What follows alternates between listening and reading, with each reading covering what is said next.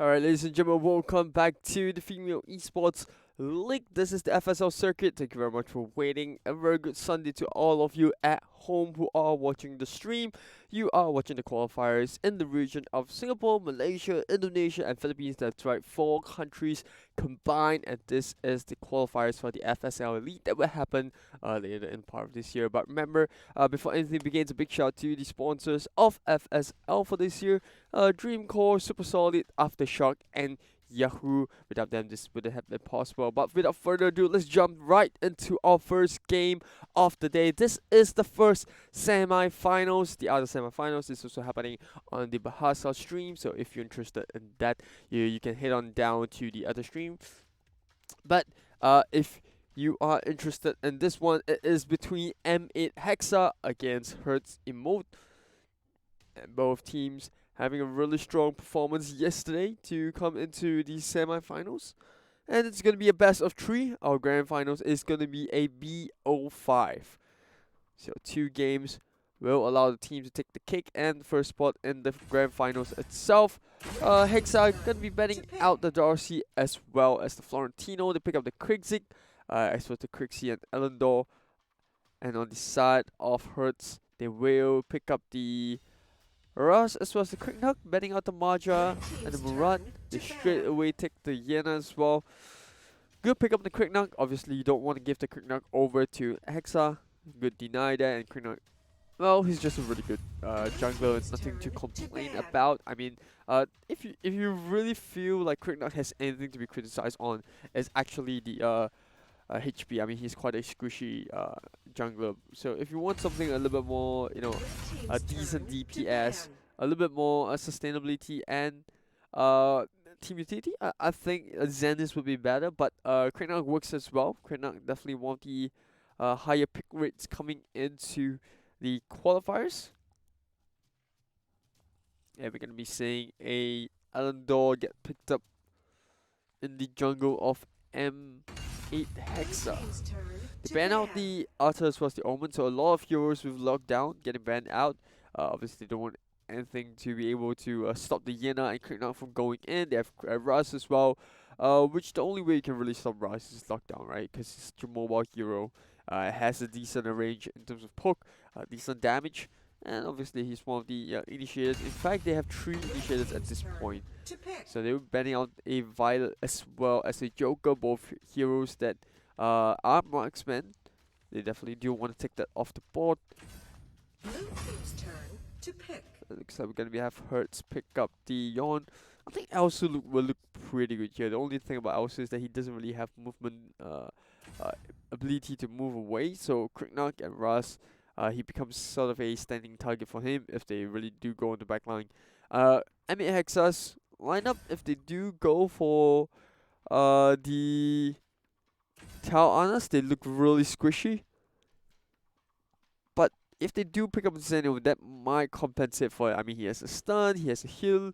That being said, HERTZ EMOT's draft has a ton of burst available in that lineup. So even if you have that heal, even if you have Hammond's Grace or Divine's Grace, it might not be enough before even the ultimate just comes in. It might not be enough. Like it's possible that HERTZ EMOT just completely blow up the heroes even before Zeno can do anything about it. So they might want to put something a little bit more tankier. Yep, Marlock will do the trick, and suddenly the draft looks a lot more stable. You put the marksman in the jungle, you have a Marlock to kind of deal with the off lane, and then you have a Zeno that's gonna be handling. I think they will put Marlock down the top side. Probably Zeno. This is gonna be an interesting lane composition because now you're gonna put the Zeno in the top and Krixik down in the mid with probably the Krixie, and then Marlock down the bottom. That makes the most sense. You see Zeno with Smite as well, so that is just to make sure that he gets that level 4 a lot quicker. Just to out level that the counterpart, get level 4, and then he can kind of just have the disposal of his ultimate whenever he needs. But this is the draft that we're going to be playing about. Pena, Ras, Yon, Yena, and Cricknock. Pretty interesting lineup, I gotta say. With HERTZ EMOT's draft going up against M8 Hexa, who will be playing the Krixie, Krigzik, Marlock, Zeno, and Elendor. I think Ice will definitely be on the Marlock early game. Welcome to Arena of Valor. Get ready. Minions will be deployed in 5 seconds. It'll be really crucial for Ares to, be very aggressive in this opening stages, right? If she can get good damage down the first rotation, and that's gonna set the mid up for the rest. It's kind of like a chain effect, and you can see HERTZ EMOT definitely being very, very defensive of that raid buff. Definitely do not want to give away the Sage Golem. Same goes for Yena on the other side of the map. Was just making sure that no one goes for the Might Golem at the same time.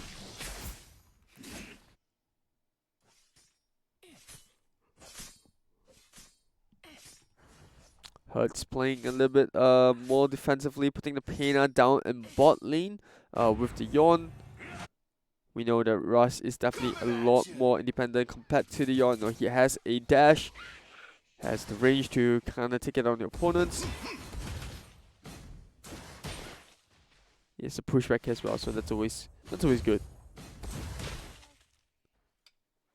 The good thing about Russ is that he does not have mana cost. So if Akira plays this one out, like she can just perpetually just stay on lane throughout the entire match. She doesn't have to go back to base. Other than the fact that obviously if she takes damage, then she has to go back to heal. Oh, Kratos, that's a really quick one. I didn't even manage to catch that. Krigna coming in top side, hitting that level 4 on time, getting the gank down with Yena. That's gonna set Zeno back by a little bit. Looks like the blue team will be going for an immediate pause.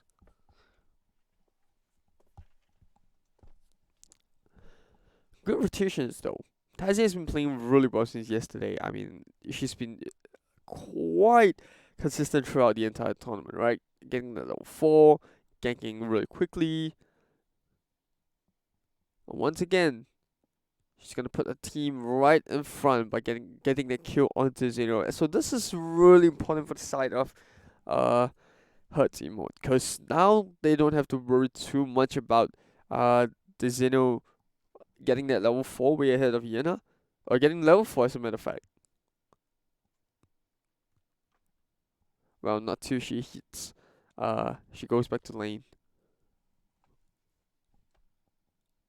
So remember, if you want to catch up on the past games, or if you missed out yesterday's quarterfinals as well as the first round qualifiers, you can head on down to FSL on Facebook and Instagram. Those are our social media platforms.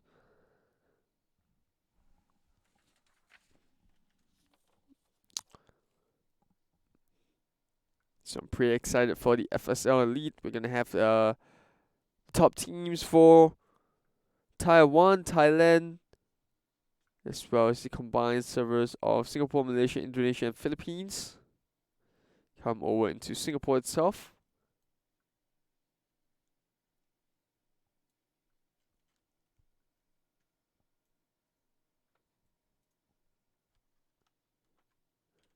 And obviously this year's FSL circuit is kind of broken down into two. There will be 4 titles, so that's Dota 2 and League of Legends on the PC platform. And on the mobile platform, we're going to be having AoV as well as Mobile Legends. And the first circuit will run from January to June.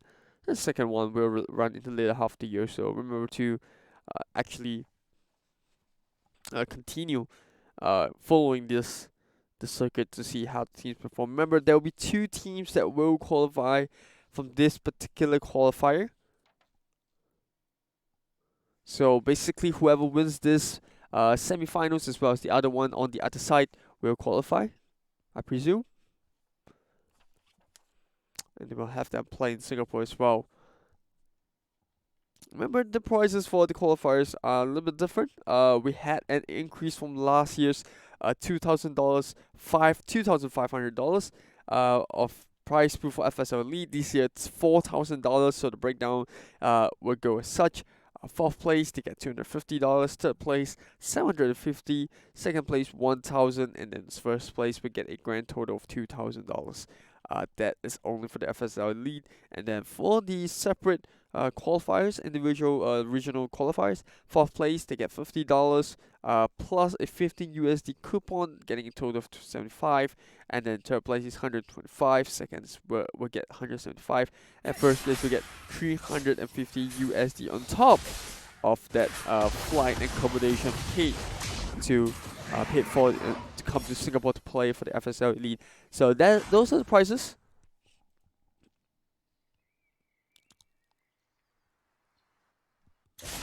So if you're really too lazy to watch out, don't worry. I'll give you the winners of qualifiers. You know, for Taiwan we have Base Crew that qualified.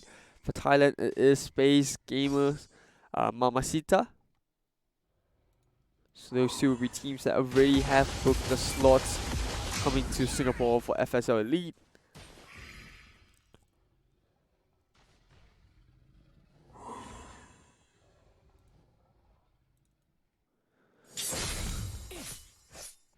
Meanwhile, we've got Yon and Pena. Getting a little bit of a hit from Krixie. Looks like we're gonna have another pause. I think one of the members of EMOT Hexa disconnected this time around. It's HERTZ. But don't worry, we'll get the game up and running as soon as we can, so do stick around. Do remember to drop in the comments who you're supporting. For me, I'm a little bit more I'm a little bit on the fence on this one. I haven't seen EMOT Hexa played. I've only seen HERTZ EMOT played those two games yesterday. I think that they're pretty good. I mean, I do see a couple of supporters for EMOT Hexa. Some of them Power Rangers. Well, if it's any hero, it is HERTZ EMOT, Power Rangers right now. Just crushing top, crushing everyone. But wouldn't that make EMOT Hexa the bad guys? I don't know. You guys decide for yourself. But now mid lane, Raz doing a really good job at managing this fight. Kira just holding up mid all by herself. And that's gonna allow a little bit of freedom for the Pena to just keep Yon up in terms of levels in bot lane.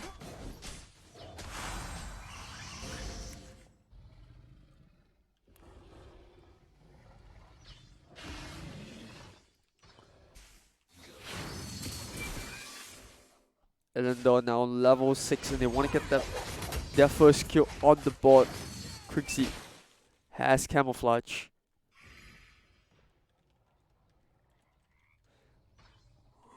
Rada's gonna be able to spot. Oh no, the camouflage will come in. There's two members down the bot lane right now. I don't think they have enough damage. Meanwhile, top side, also a field gang onto Kratos. Good map awareness to realize that Tessie was coming in with the Q.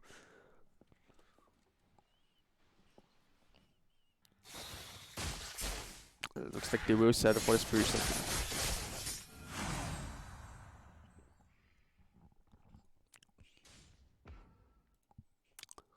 Malog now in the bottom lane.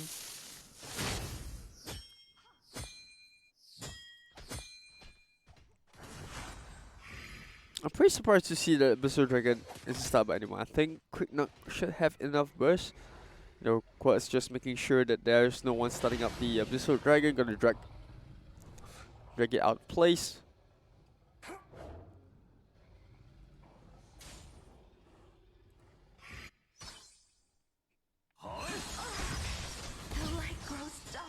And now Tenzis can be able to pick up that might buff. Akira spots out two members. Good map awareness to actually get out in time. Or in fact, it could be a reaction. And not being able to get that. Rather not Elendor, but the Krixie didn't manage to get the stun in. And once again, top side, they get another gang onto Kratos.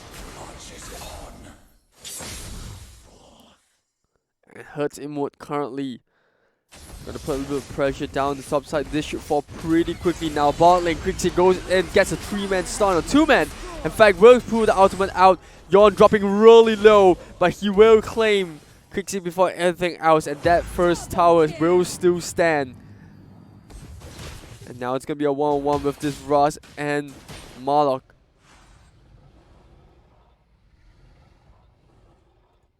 Meanwhile, Tezzy A blue team tower has been destroyed. sieging on top of the tier 2 tower in top lane. They will get it, and that is a really good push coming in. And more importantly, they did not lose too much shit on the bottom side. They only gave away 1 kill on the Yawn. And they also kept their first tier tower in the bot lane up and strong.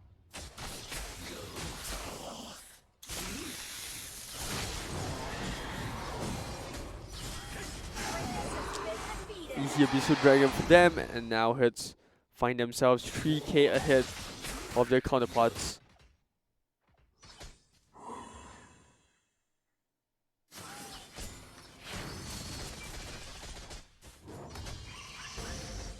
Looks like they will be swapping lanes for a little bit. LUNAR going up to mid. Mono going to be joining the rest of the team. Akira. Just going to be a pain in the neck for the side of HERTZ, or rather for Hexa. Like I said, the good thing about Rust is you don't have to go back to base at all.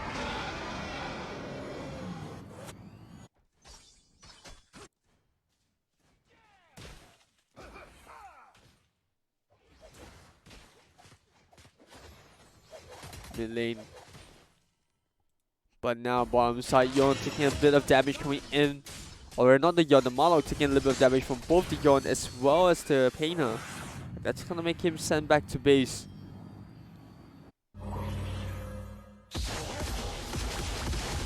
Big Zig gonna be able to pull them together.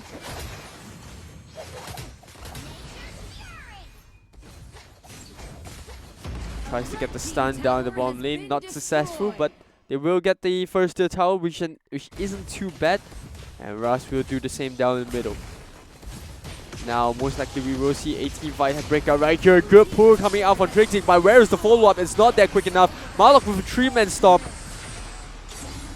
But while that is happening, Yena's on the back line trying to jump onto Illendor. One more hit and live with the fall, but she still stays up.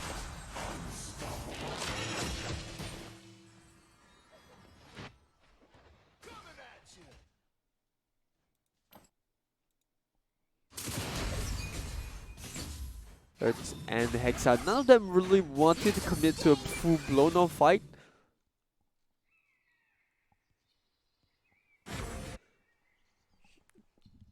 And there's no surprise that none of them would want to do so. Tassie once again with the gank down in the bottom lane gets the kill to the Marlock. A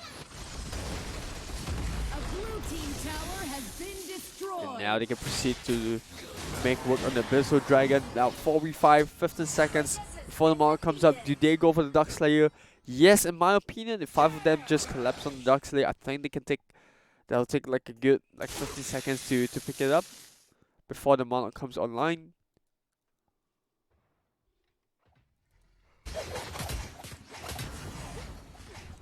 But instead, they will proceed to pick up what's available in the jungle. Silence.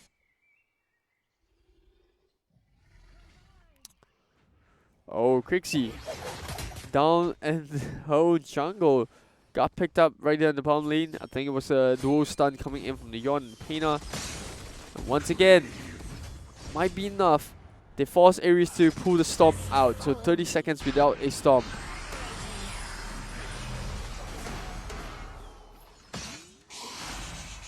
Silence. Meanwhile, in the middle, we got Kratos as well as Puts. A blue team tower has been destroyed. Making sure that no one pushes in. Yena split pushing throughout the entire game. It's gonna pull them apart. Only Arms comes up for the Crick Knock. Look at how quickly they take out bottom tower. You have a Rust, you have a Yawn. Things looking really great for HERTZ emote right now. A blue team tower has been destroyed.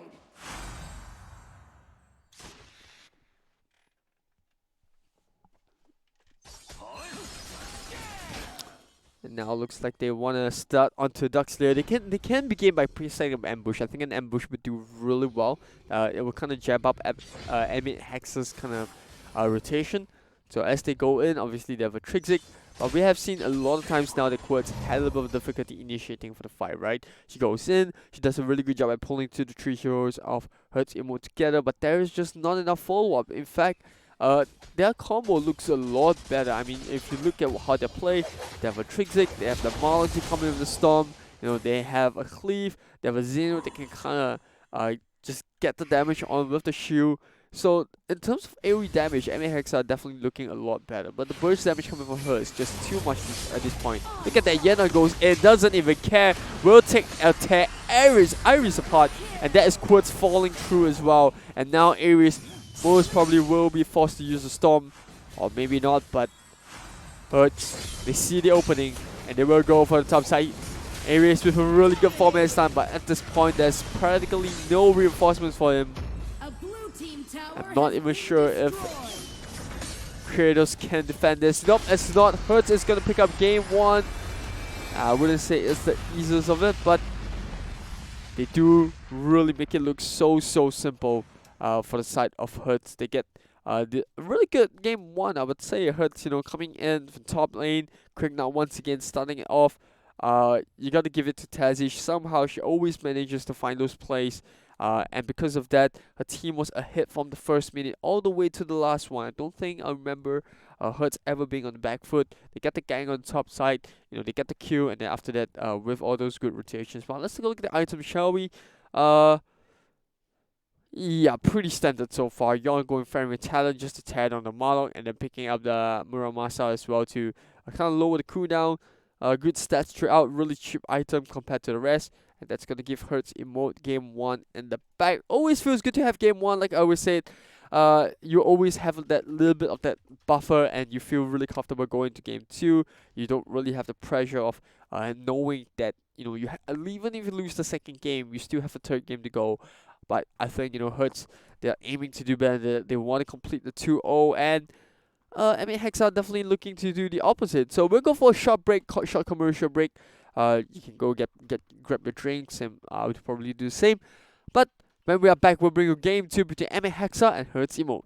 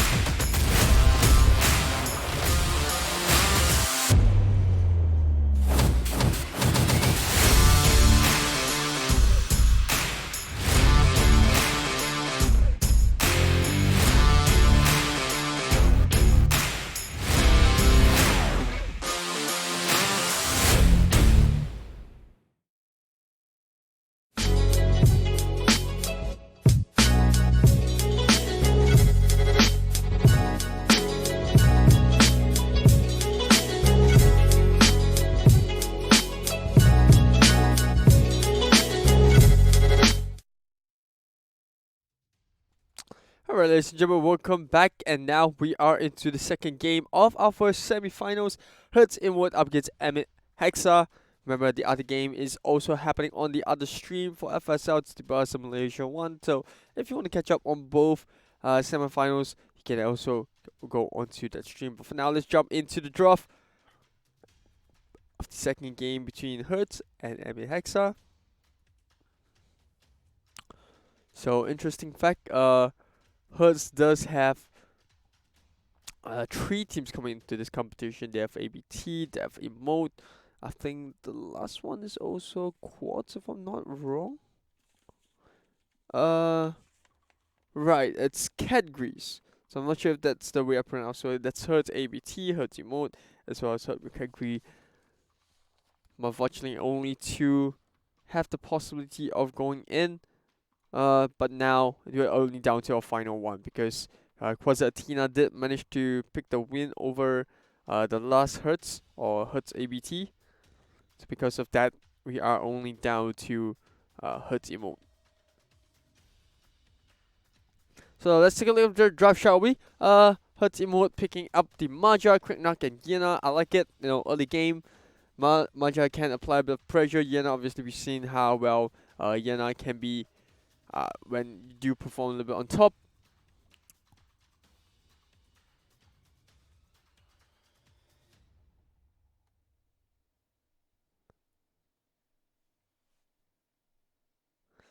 And meanwhile, we have EMOT Hexa picking up the Violet Darcy as well as the Timmy. And they ban out the Yawn, so that's really good because in the previous game they couldn't really deal with the early burst damage coming off the Yawn. It's not the easiest to deal with. She does have a bit of range over the Marlock.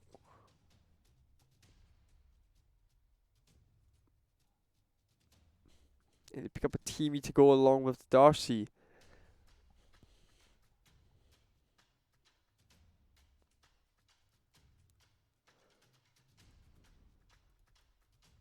Whoops is actually not a bad shout out for HERTZ EMOT, but looks like they want to go for the ban on Hayabusa.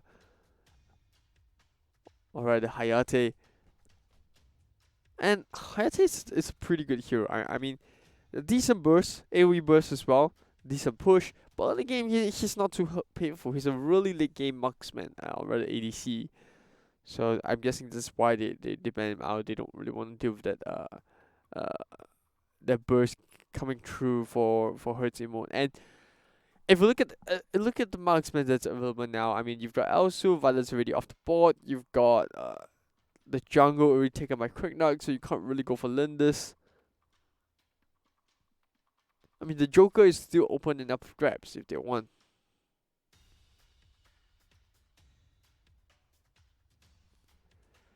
Talana's also available. At the same time, and the Hexa will lock in the Omen on the top side, so that will be putting Yena against the Omen.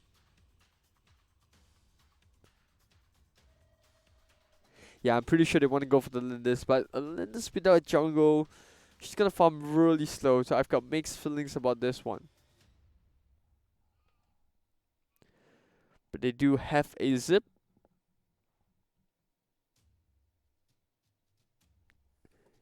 Looks like EMOT Hexa is thinking about picking that D-Rock.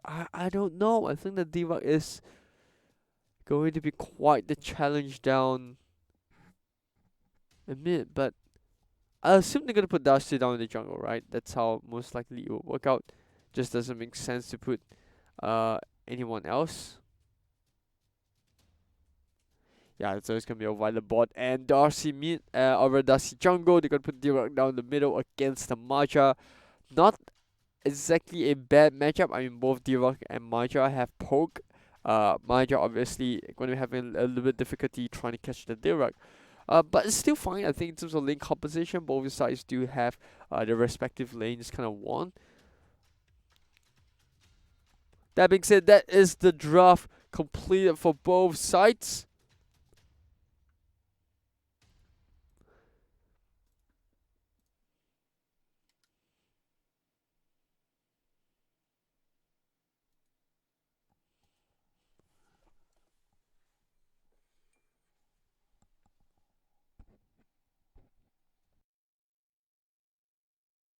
Welcome to Arena of Valor. Alright. Get ready. It looks Minions like will we'll be deployed having in 5 seconds. both teams go. Remember, this is a best of 3, so if HERTZ EMOT does pick up game 2,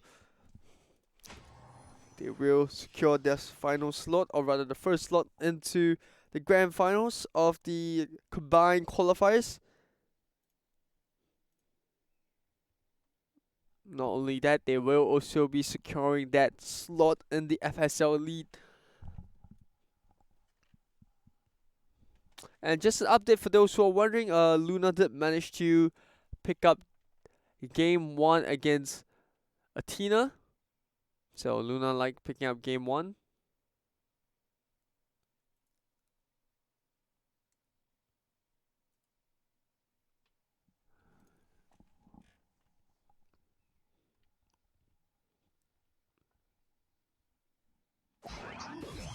And I assume that a member on the side of HERTZ EMOT will either go for Curse of Tomb or either that go for the Reaper Blade, because they need to kind of go and deal with that free giant coming in from the Omen. They definitely do want to stop that from happening.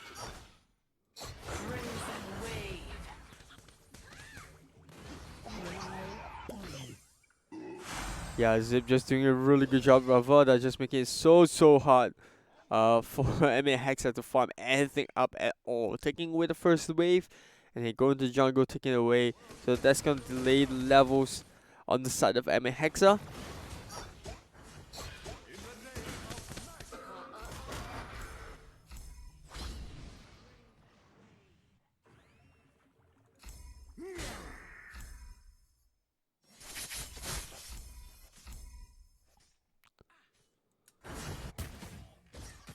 MHERTZ, it's important that MHERTZ do secure that good early game, because they need that Violet to really hit the late game. So they need like Ares to win the lane.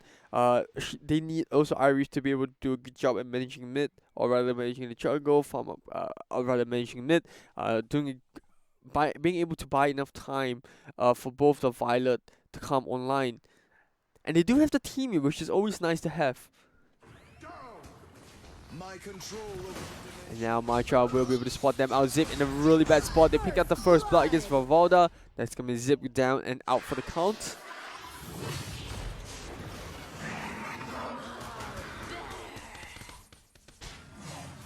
And they do manage to get the steal on top of the Spirit Sentinel. They will pick up Darcy. And Matra will come in just in the nick of time, just to make sure that Tezzy stays alive.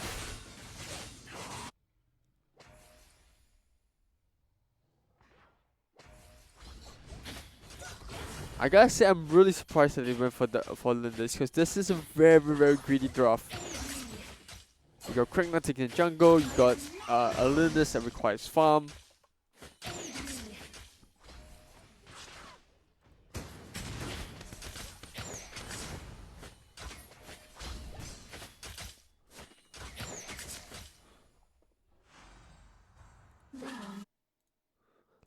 Harris will have a little bit of a difficulty up top against the Yana.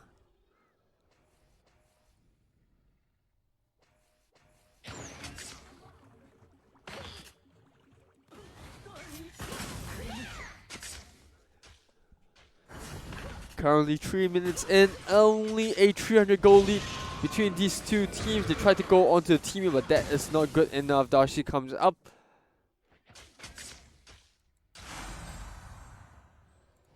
But top lane though, a little bit of a strange commotion going on. Asun down to almost 1 hit. She stays alive because of the rune. And now Tezzy is making the play. She needs to be able to get the Q. Before that happens, they will secure the Abyssal Dragon.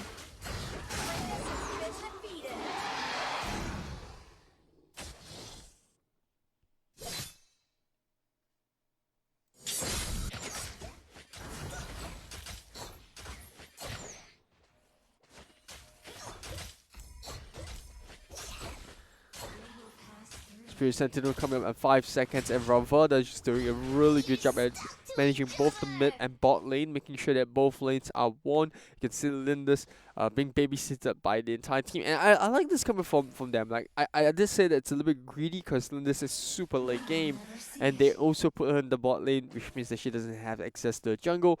But on the bright side, if you know, EMOT HERTZ, they're on the clock right now. If they do not get the Valor online as fast as possible, if they do not stop that, manage the early game pretty well, Lindus can go out of control. And remember, they have a quick, HERTZ has a quick nut. So it's not like the Valor is exactly too safe. Family talent comes on Ares, good timing, just beneath 5 minutes.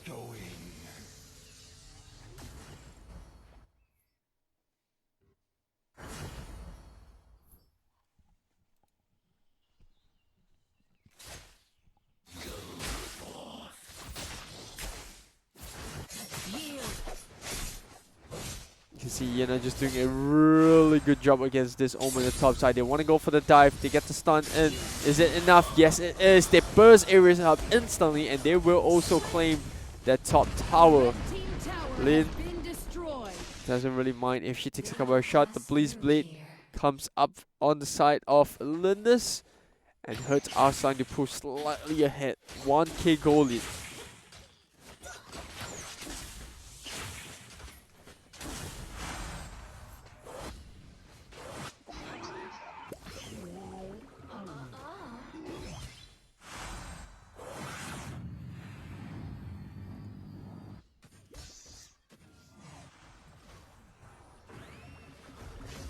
Kratos will have to find another lane, and it's not like they can just swap lanes with Omen, because Omen also lost that top tier tower, so I'm guessing they will have to stay put in their respective lanes.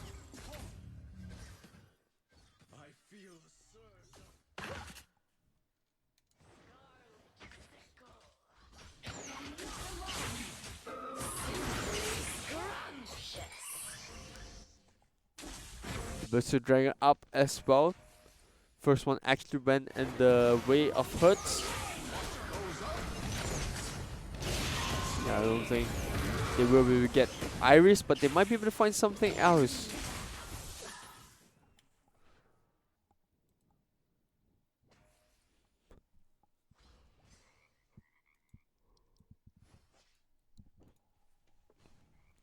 HERTZ EMOT slowing down the pace for a little bit. Darkslayer will be coming up in 4 seconds.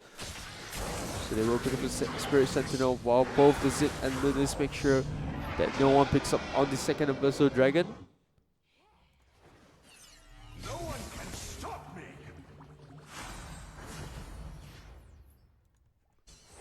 Bravo, they're going to spot the teaming out, but I don't think there's any way that either side could engage for now. But it looks like we're going to have HERTZ force an engagement right here. They pick up Iris, and they might just want more.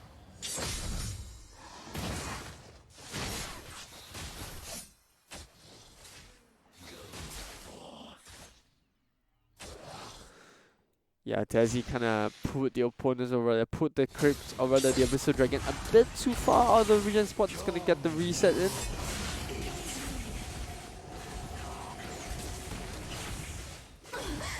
Pop me.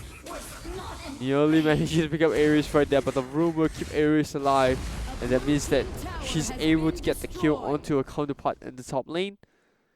And they finally do get their first tower as well.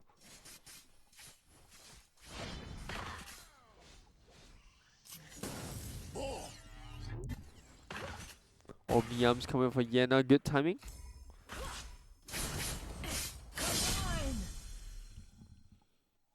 Given that she picked up the spear early game, that's gonna give her a lot of armor penetration. So she's kind of setting up for both the team as well as the Omen.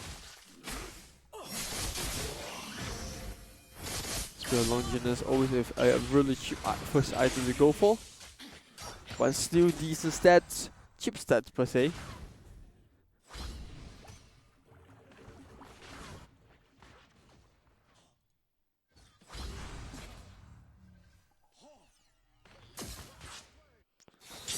As he once again, they want to go top side. Here we go, Ares for the second time in a row gets gank out top lane. That's gonna give them the top tower.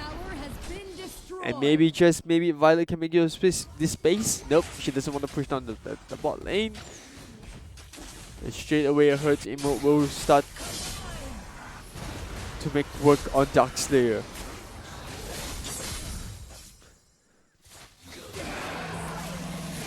And with the whole team of NA Hexa on the bottom of the map, it's going to be a free Dragon as well as a free Sentinel or a Spirit Sentinel. They're going to give the Drake over to Tezzy.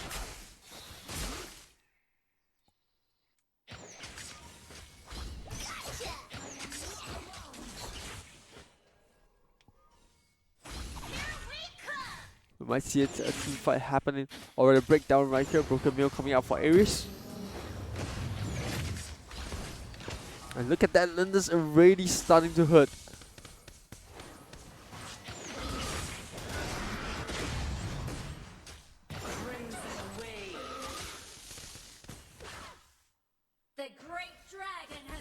I think there's absolutely no way they can defend this one.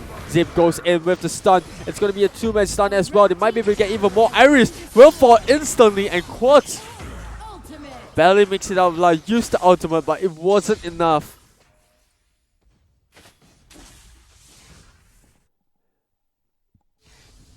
Meanwhile, Ares making most of this space that was bought by the rest of the teammates. Amulet coming up from Raverda. A red team tower has been destroyed. It looks like the rest of HERTZ EMOT will also claim the second tier tower in the middle lane. HERTZ EMOT just doing a really good job. Remember, they were on the back foot the first game, rather in the first half of this second game. They lost the first blood, but they did really well to make a comeback right here. Ganking top twice to pick up the killing Omen. You know, pushing on the top side, making it hard for MA Hexa to buy back into the game. Once again, Yana gets a kill. This time around, it's going to be Darcy that falls, and now they lock Timmy down. They're slowing him down. I'm not sure if he can get this out alive. Maja with the slow. He will come back.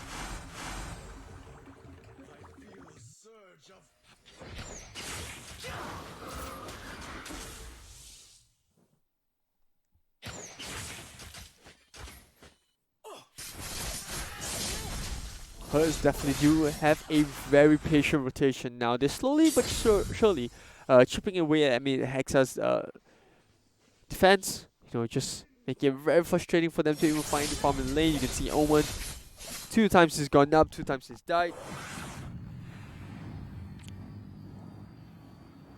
And while that is happening, it's not like MA Hexa are like crushing in any of the lanes. It's not like they're winning. And it's not their fault, right? HERTZ is just making a really good rotation. They're abusing this burst that Tezzy has on the Quick Knock. And they're getting the kills on the Omen. And what this does is it opens up the rest of the map, because now they can push top lane. And, you know, if MA Hexa are not able to find a trade in the other lanes, then it becomes a very wasted rotation coming out, because what you're doing is just getting the Omen to die over and over again. So I would suggest them to go a little bit more aggressive. And it's not like their lineup is crucial here. For Omen, you know, you have a Timmy.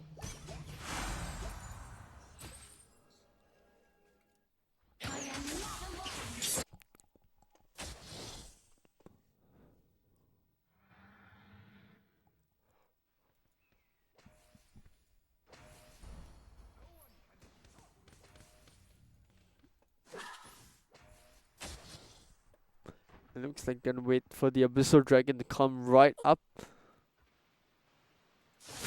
The great dragon has been summoned. To be fighting by your side. Kratos has been defeated. Looks like HERTZ are gonna drop the Drake down into bottom lane with that small wave of minions that they have.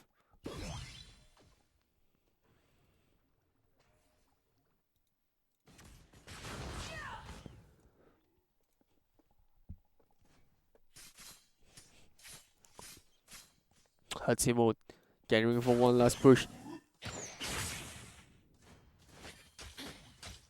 Well, on the bright side, MA Hexa did manage to clear up the waves pretty quickly.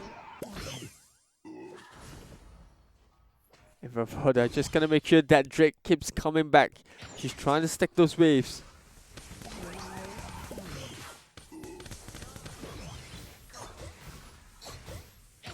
They're gonna be able to use the Drake as a mid Chuyen climbing up the mid.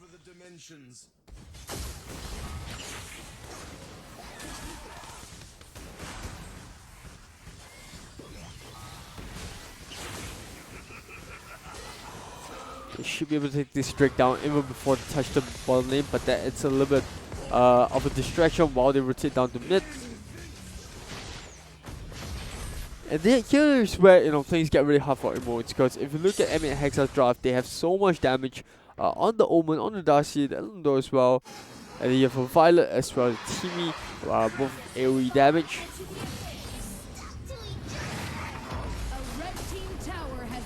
But now they'll take the top side and they finally break into the base. I feel a surge of power.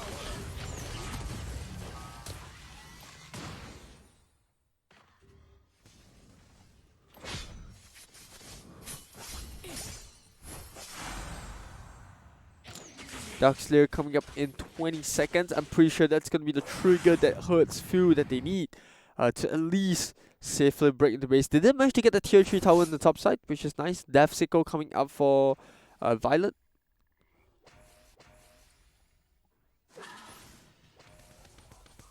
That regen of the Maja is proving to be a pain in the neck. Surprised to see no Tomb on Reaper on the Darcy yet.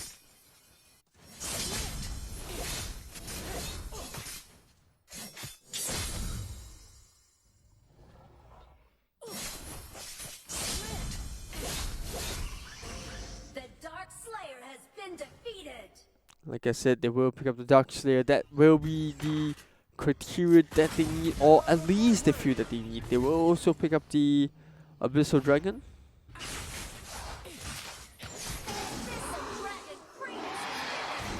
And they can give the blessing over onto the Lindus.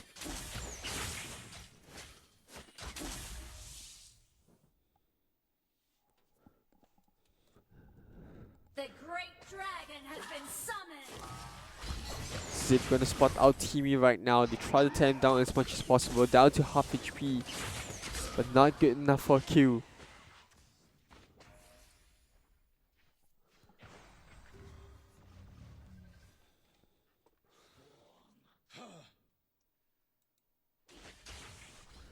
You're stuck to each other. 17 minutes in, and HERTZ are finding a little bit of trouble to break down EMOT Hexa's draft.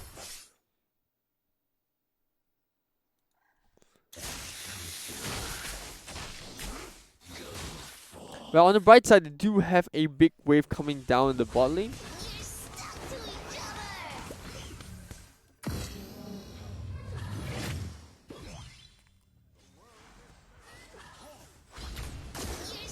A red team tower And this has is been what is good about destroyed. having Drake. They finally do get the bomb. They will get the mid as well. No more defenses available for EMOT Hexa. That's going to be the Super 8 Mimius, but they might not need it. Yena now in the bot lane with the half crescent wound. They get the double kill. Quads will go down, and it's all down to the Violet. The Omen will fall. And do they have enough damage? They're taking all these shots. No quick waves as of yet. The Drake is still up and running, but they are taking this one out. They want to end the game right here, and Valor is just soaking up all the damage. And there it is. It's going to be the 2-0. HERTZ EMOT are your first grand finalists. And more importantly, they will also secure that first slot from these qualifiers into the FSL Elite itself. What a game that was. I mean, HERTZ EMOT, they found it hard. They had a bit of a tough time trying to break into the base, but eventually at the end of the day, they did it. It was a really tough matchup. I mean, EMOT Hexa, they put up one heck of a fight. You could see with defense, they had the Darcy's with Under. You have the Violet that has a ton of burst towards the late game. And I think Violet was starting to pop off, right? She started to have a little bit of damage. But because of that early game, it was just so tough for them to even have a comeback because of how well, it was just the way they played, right? If you look at the HERTZ, they played a little bit more passive early game. They tried to farm up onto the Violet, try to get the Violet up and going, but HERTZ just not giving any chance, because if you look at the way HERTZ play, they do this for such a fantastic job of ganking the top lane. You have Tazzy, who's playing such an insane qualifier so far. She's picked up the Soul Reaver, she's got the rank breaker. There's just absolutely no way that this Omen that Ares is playing is able to soak up the damage. And on the other side, it's not like they have a really good a hero that has a ton of burst in the jungle. Yes, they have a ton of burst in both Iris and Arsene, but they need the setup. They need someone to set it up for them. And unfortunately, with the Omen just going down, there was just no one that can kind of set up, stand in front hook. You have the Teamy, but that's about it. And remember, you also have a Quick Duck that's on the opposite side, as well as the Lindis that can, or rather, Lindis can poke afar. But Tazzy, who's playing this Quick Duck, can then go into the backline, find the Violet whenever she wants to. And it's just so tough, because you have a Marja that you want to break right through. The Lindis looks untouchable. Even if you can bring them down to half HP, you have a Zip that Vada did manage to play really well. So a big shout out to HERTZ. They did really well in that particular game. I don't think I'm too surprised by the results. But I got a feel for HERTZ. Hexa. They did really well to come this far. But end of the day, it is HERTZ that will go through. So we'll pull up the brackets for you really soon. The game 2 is still going on between Athena and Lunar Light, who, the latter did manage to pick up game 1. Is still going on. I think it's pretty even as of now, although Lunar Light is 3-0 up. With that being said, we'll go for a short little break. Allow the players on HERTZ and to rest while we wait for the results on the other side to conclude. But before we go for a break, once again, a big shout out to our sponsors, Dreamcore, Super Solid, Aftershock, and Yahoo. Without them, it's possible. And thanks for joining the stream. We still have the grand finals that we're happening. That will be a BO5. That's right, a BO5 will be happening for the grand finals. With that being said, congratulations to HERTZ EMOT. Regardless of the results of the grand finals, they've already booked that slot into FSL Elite, and that always feels good. So I'll see you after the break.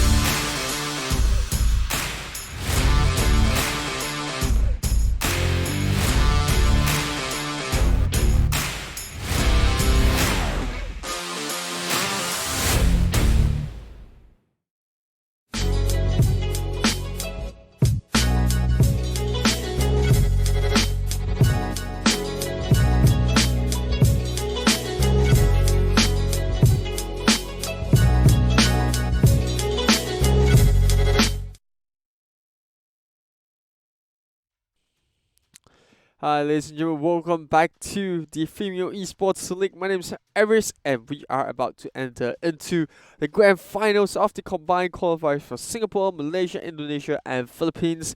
We have come a very, very long way, and finally, we are at the final matchup, and we are into the first game. This is going to be a BO5 between HERTZ, EMOT, and LUNAR.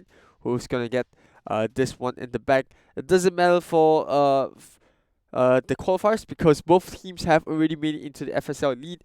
We just want to make sure we get the first and second placings done because they will also get separate prizes for this.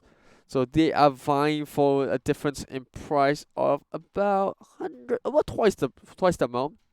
Second place gets 150 SGD, and then I know we have 5 players that individually will get 35 USD coupon each, so a total of 175 USD. While in first place they get 250 SGD plus 5 of the players will get 70 USD coupon. That's a total of 250. On top of it, they also will get the flight and accommodation. That's for first and second place. If I'm not too wrong, just want to make sure that it's right. But with that being said, let's go into game 1, shall we? HERTZ EMOT. They will pick up the Maja, Quicknock, and Yena, so pretty much the same draft from the previous games. Red team's turn to pick. From 8 Hexa. And then we have the side of LUNAR picking up the Valheim Richter as well as the Zoo. So first time that we're gonna be seeing Richter getting played in this qualifiers. And we're gonna be seeing the Zeno, Yon, Ras, as well as Laurel being banned out.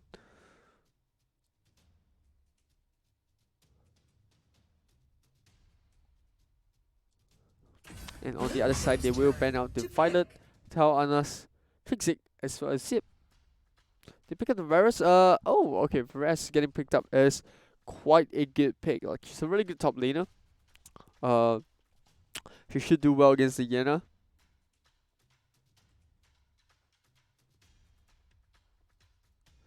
And then Quicknock and Zero, they are drafting blow for blow. So it really comes down to who's going to be playing that mid for the side of LUNAR. Interesting. Locked down the team as well, the Whip. So Whips was banned out in the last game against HERTZ. Obviously, you know, Whips is a really high amount of burst. We talk about the bow as well. So this is the reason why they want to ban out the bow and the ultimate coming out from Whips. Quite high amount of burst, you know, decent AoE damage. And obviously those crits will hurt.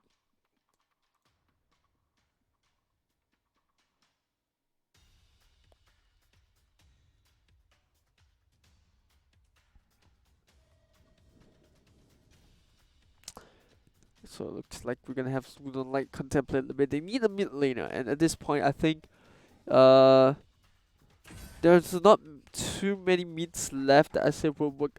A net will be pretty decent. I think the net should do well against the fight, but I think they want to set up more of an AoE damage because as of now they got Zil, Valheim, you know, they have Richter and Varese, a lot of single target focus heroes. I mean, Varese is AoE, but if you really break down how the hero works or the fact that she's gonna be top lane, they need something that has the AoE, a bit of utility in that fight, a bit of CC as well.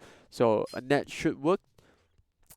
She has the wind cast as well as the tornado wall. But that is the draft complete for game 1 between these two teams.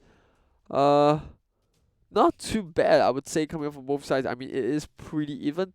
Having the net coming in, you know, does help a little bit of the CC on the path on the side of LUNAR.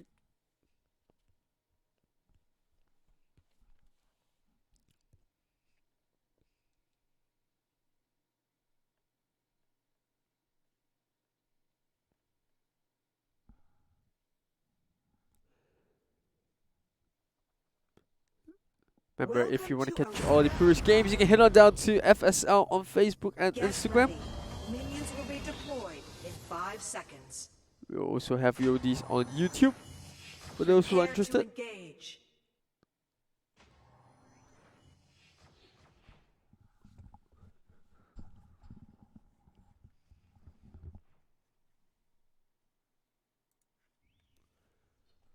So this is the first time that we will be seeing LUNAR like play on the English stream.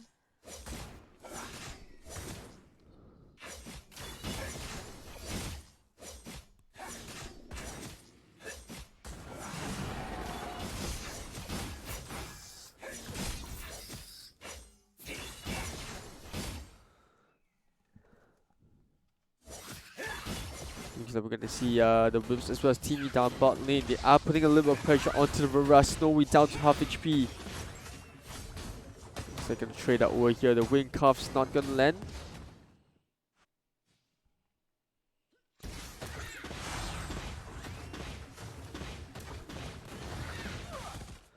And we're gonna have the Richter down the top side against the Yena.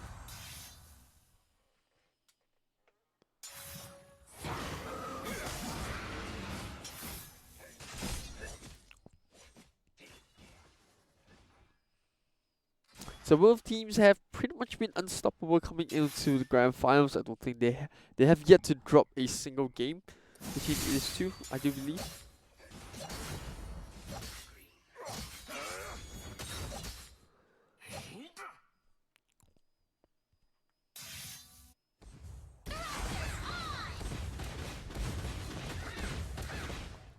Well, looks like Quicknock already on the first. Hans has that level 4. They will take the Spirit Sentinel away from LUNAR Light. And now they want to turn the fight. Marja forces the flicker there. And Windy is committing to this. She used the ultimate and now she's in a really bad spot. Takes one shot from the tower. And that's going to be the first blood going in the way of HERTZ emote. I mean, they dragged the Windy all the way back underneath the first tower. And immediately 3 heroes on the side of HERTZ is going to get the TP in.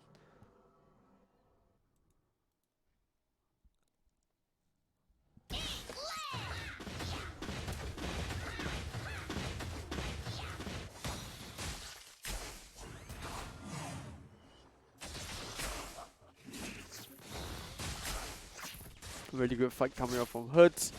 Managed to fight really well.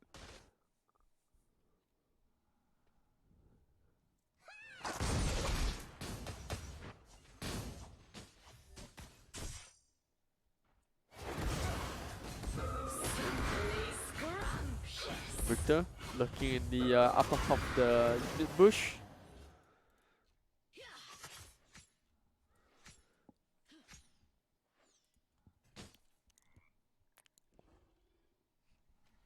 Oh, top side in A1, V1, Stormy taking decent amount of damage. Tezzy comes up a little bit late, but they might be able to get the steal from with this buff. Yes, they can.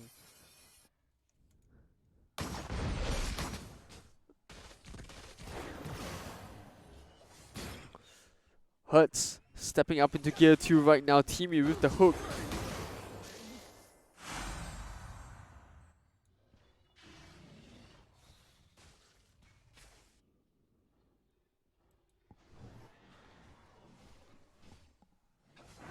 And now the first one for the Berserker will come up. A net getting pulled up. They've got emotes surrounded. Can they have the damage though? Here comes the ultimate coming in. From the whips, not enough though. And Teamy will be the second one to fall to get the first kill onto the Yena as well. And that's gonna allow Victor to push the top lane.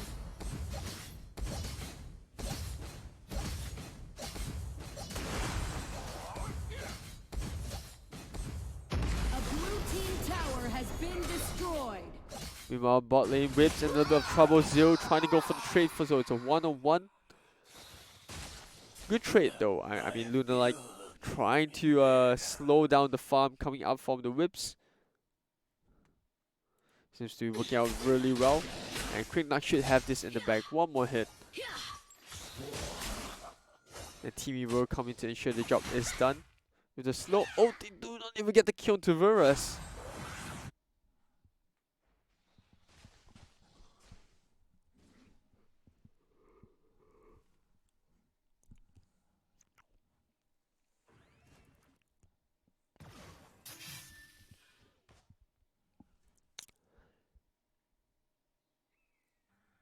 And as of now, it looks like the scientists will come up on the whips.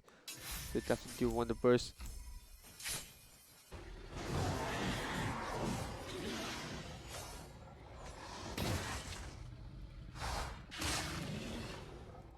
Meanwhile, Maja and TV still trying to put pressure in mid, still trying to draw the net away.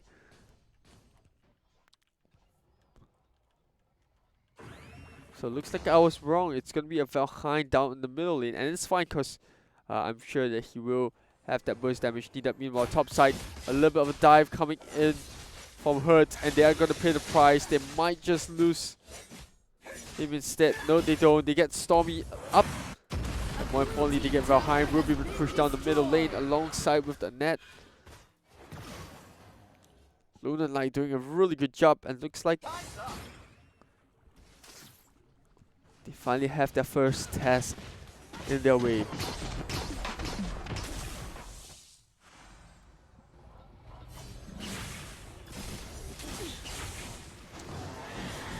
Gonna stop the Missile Dragon.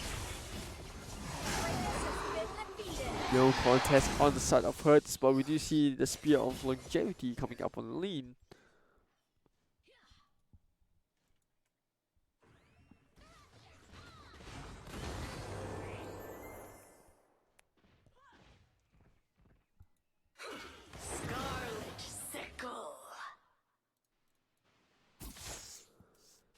Meanwhile, bottom side, they do force Kimi to use the ultimate.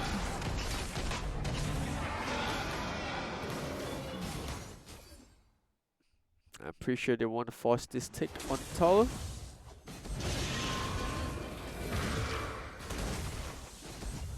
And Maja has to be careful positioning. He will lose that tier 1 tower.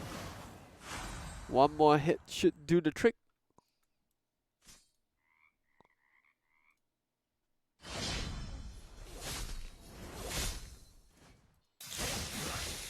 Oh, tried to be a little aggressive there. Tezzy trying to go for the steal onto the raid, but I've got spotted out by Richter. Good job by Stormy to have that map awareness and make sure that her jungle's buff is still there. A red team tower has been destroyed. A red team tower has been destroyed. So it looks like both sides will trade the towers on the respective lane. That is going to be the Slick Stain coming up for Whips. Here we go, mid lane. Zero jumping onto Whips. Not enough damage, and Windy will fall once again, but Richter is there to do the cleanup. And now Yena will come in. The stun, the AoE stun, it might be good. Look at that, Whips with the AoE damage. They clear 4 members out, and it's all down to Valheim. There's just no way he can get out in time. And now the Whips will come online. The burst damage too much to bear, and LUNAR will lose all of their members. A red team tower has been destroyed. Popney picked up 3 kills off the back of that fight, and they pick up 2 towers down in mid. That kind of allows Tezzy to go for the Might Golem in the opponent's jungle. And just in one fell swoop, they do a reverse sweep, about 6k in net worth.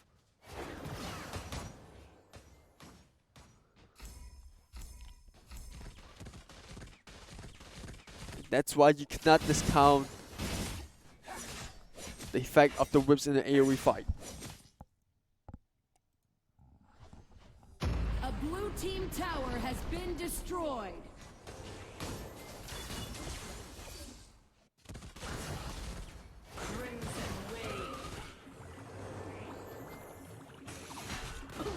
Oh, Timmy going and gets the hook. Maja will join the rest of the fight, and Yena now currently on the back line. But Whips in a lot of trouble. Zil just sticking right on top of her. They got the target that they want. They might be able to bring the quick knockdown as well. Maja dropping low, half HP, skills on cooldown. And now the Richter a little bit out of range, but they do secure the kill onto the quick knock.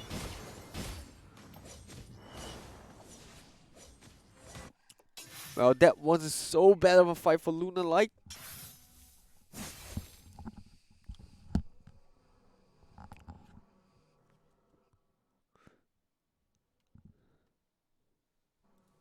You can see LUNAR trying to force that fight coming through. That was a really good initiation coming up from LUNAR. I mean, they know and they recognize the risk of having that Whips drop into a late game, so they wanna get any Qs that they can onto this Whips.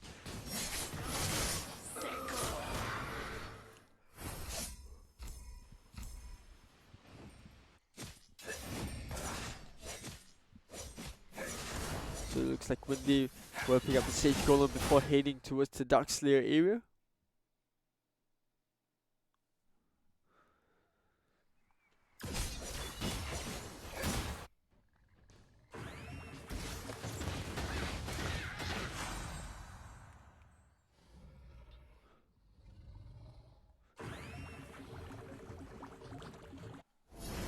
Rank Breaker currently up for the Knock. She's starting to make her, or rather she's working currently on the Omni Arms. Should come up pretty soon. AG is up on the net.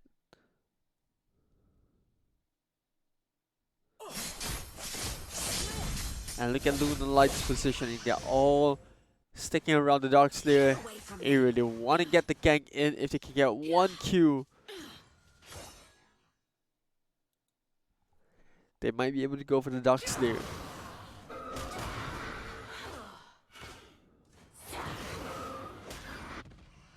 Here's some fresh air. Oh, TV now. They managed to get the hook onto Annette. One more hit should do the trick. Tornado will not be able to keep them out of position.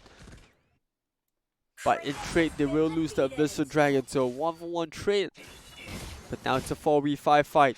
Lin going to be joining up with the rest of the team. It's important now that Lunar Light do not get any of their members hooked by Timmy, but in 4v5 that's going to give the Dark Slayer over to HERTZ.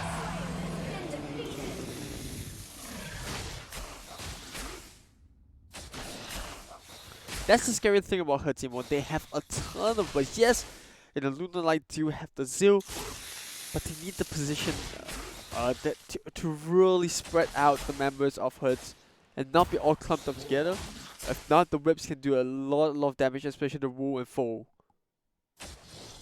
And that's the ultimate for those who are interested to know what that is.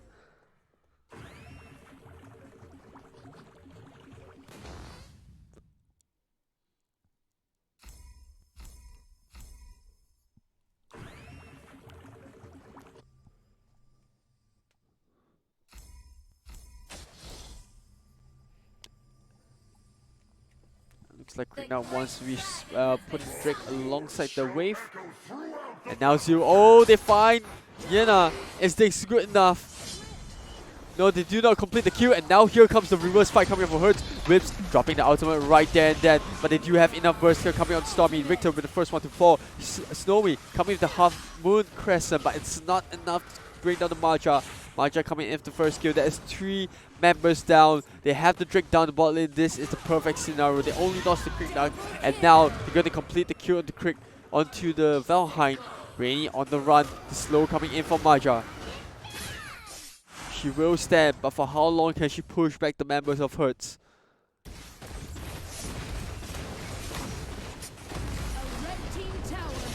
And this should be GG. Rainy coming out of the tornado wall, but I don't think it's enough. The room will keep her alive, but not for long. HERTZ EMOT, they get the first game in hand. Decisive fight right there. Get the gank in. Manage to find the Q. But more importantly, for those who missed out what happened, you know, I think HERTZ did a really fantastic job. We saw Yena getting caught up position, and the speed at which they turned the fight.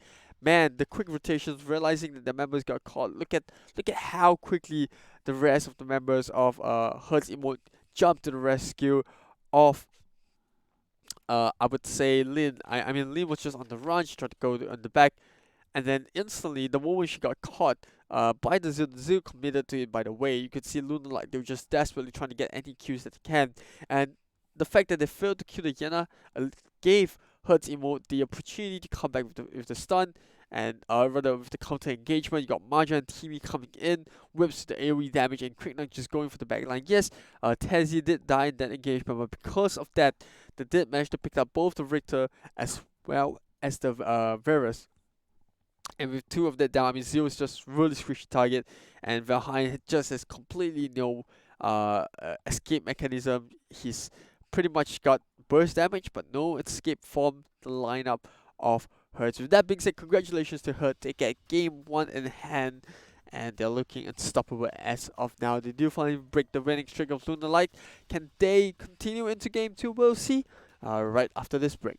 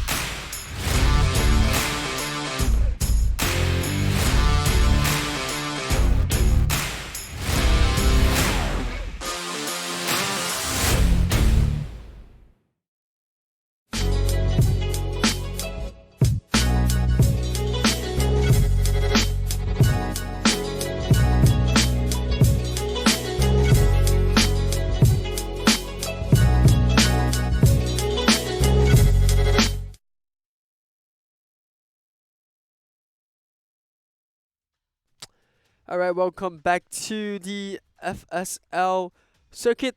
This is Aris, or rather, I am Aris, and now we are currently into game 2 between Lunar Light and HERTZ EMOT. And yeah, I mean, HERTZ came out strong with game 1.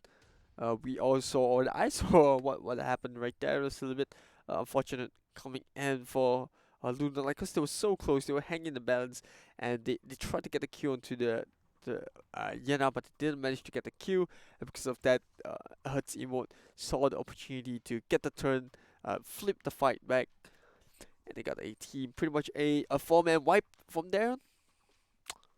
There was nothing Anet could have done in that situation.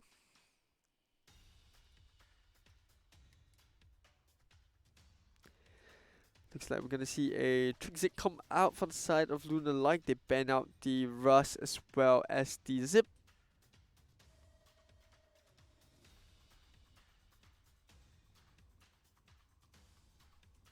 And on the side of HERTZ EMOT, looks like they want to ban out the Zeno as well as the Maja. It's not too bad. I think Hayate getting picked up on the side of Lunar Light isn't the worst of it for HERTZ. They can actually just pick up Violet if they want to. There's also Whips that's still available. Although with the Liliana, I'm not sure if they do want to pick up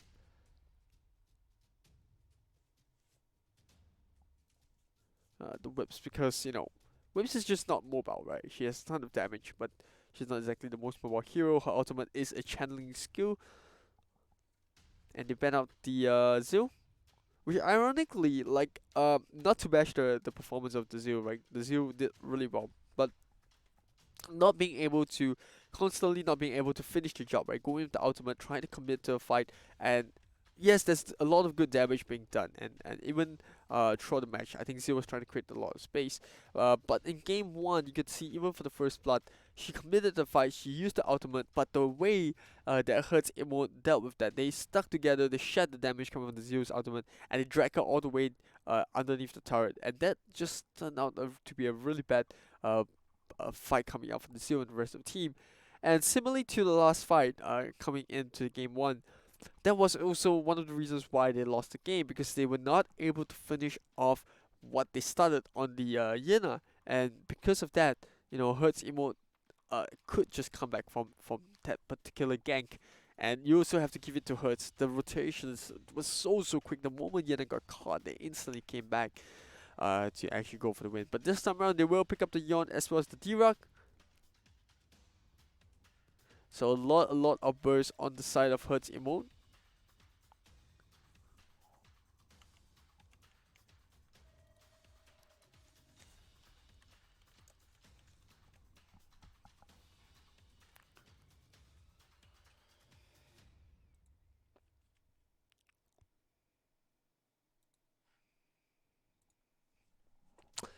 And I'll be really surprised if a Lubu was picked up right here. I think Lubu is a pretty decent top laner.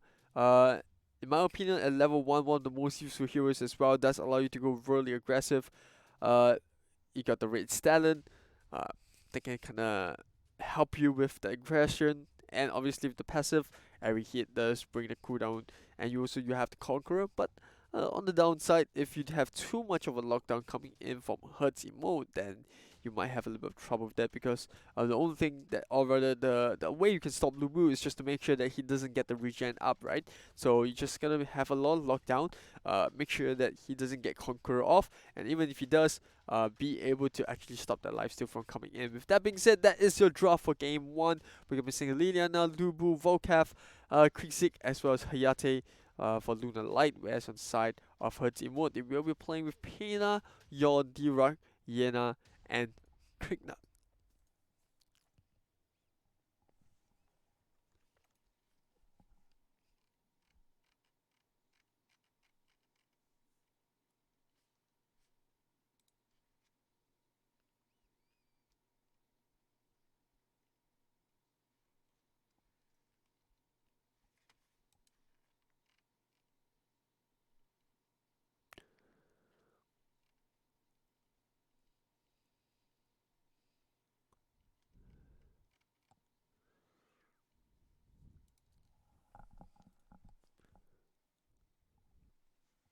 pretty interested to see how Welcome the to side of HERTZ Battle. EMOT is gonna use the D-Rack. Get ready. Minions will be deployed in 5 seconds. Prepare to engage. The thing about having a D-Rack in your team is that he's a kind of a passive-aggressive player, right? You have this, on one hand, you have like a ton of burst with first and second skill, and then on the other hand, you have the Genesis barrier that is an ultimate that provides a barrier, but at the same time, does have a decent amount of team utility because you know you do have that ability to block all enemy interaction, but it does cost 5% of mana, so it's a very mana consuming hero overall, but you're also able to regen obviously with by absorbing the projectile, so it really comes down to the right position to use, and I like the way that they're setting up for this coming up from the Hayate. So every time he throws a shuriken, and you know, every time that gets blocked out, it will allow the D-Rock to actually regen with the regenerative barrier. So I foresee that this is how they want to take the fight. But I like this Lubu pickup. This Lubu pickup will be pretty interesting. We haven't seen a Lubu coming in. In fact, 57% of the time, that is the number for Lubu getting picked up in the Taiwan qualifiers. Not so much in the Thailand qualifiers. There used to be a time when Lubu was the meta hero for Taiwan. I guess it still considered is. It still is.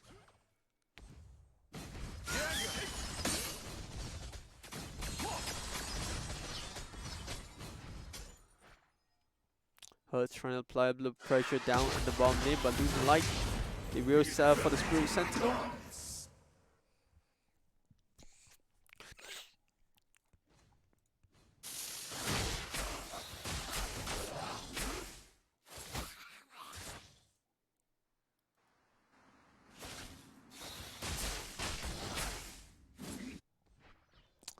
Meanwhile, the rest of Lunar Light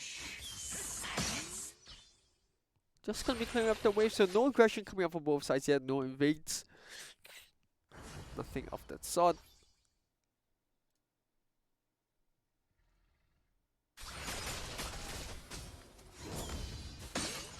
Mr. Dragon gonna be dragged out of position as well. Liliana hitting that level 4.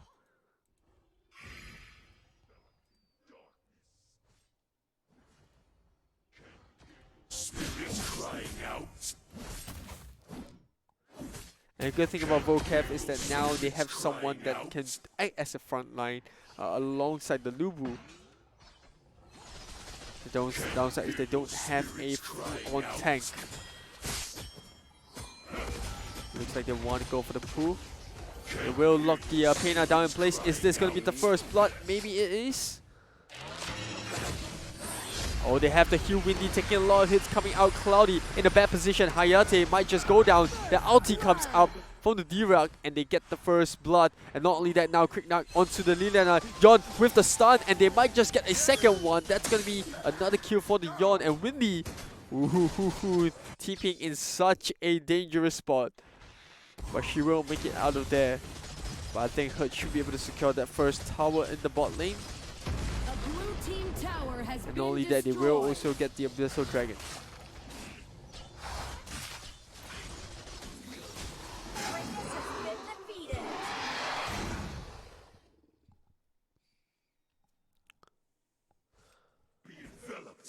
HERTZ EMOT having a lot better early game. And for Lunar Light, I mean, it's not all that is flaws. I mean, they still have a vocab that can kind of try to carry them into late game. They got Hayate, which is pretty much going to be a really good split pusher. Zig trying to make something happen here with the pool. And vocab has the ultimate, has to be careful, but once again, Rainy will go down.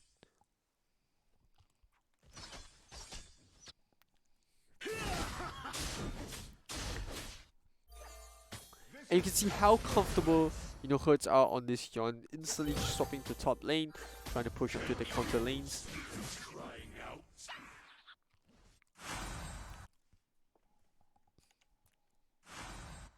Get out of my way! Onward! obviously Akira making all the plays from mid lane as well. Now Stormy going down to the bottom side.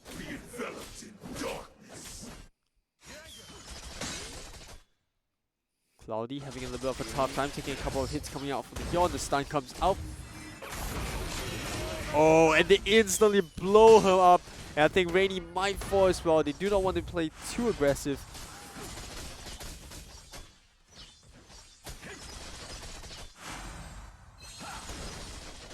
And now they're gonna abuse with the Yon. You can see how comfortable HERTZ are on this Yon.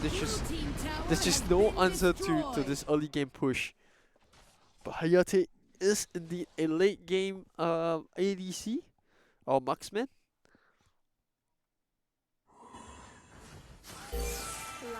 They have to wait for a little bit. Pena coming in, but he has the stun. Pena coming in to join the battle as well. Windy, they might have caught a Vocab in a bad spot. Has to use standing together position.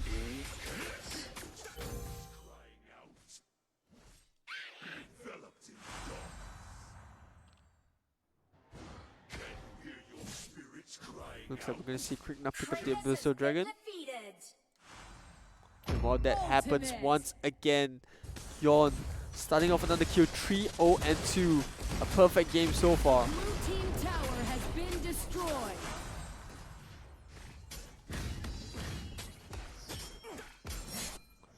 And now Lubu caught in a bad position in the jungle. They start the fight, but now they can turn the fight. Oh, they get a 3-man pull from the Krigzik.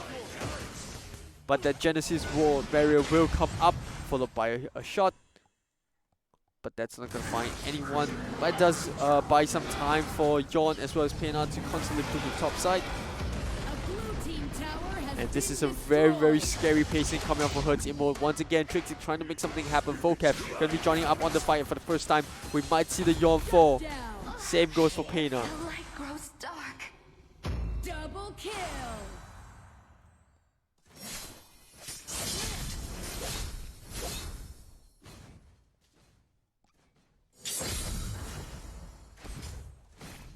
But it is 7 minutes and 30 seconds in HERTZ EMOT with a goal lead of 4k. Over the 4k. Yep.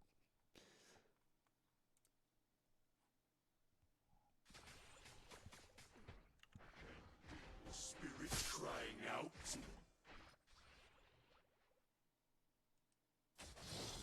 Great now, I just entered a very bad spot. Wow, what? Oh, Tessie got a little bit lucky there. Kind of dodged every single skill coming up from LUNAR, like they threw so many stuns down.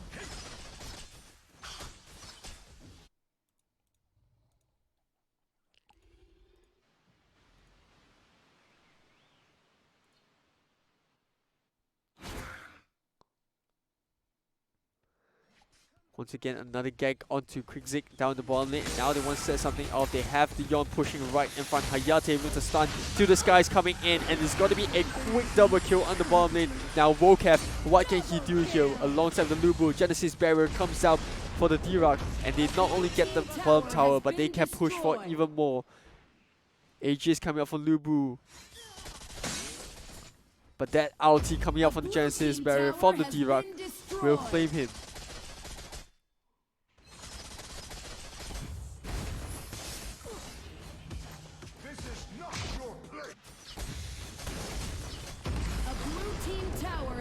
Destroyed.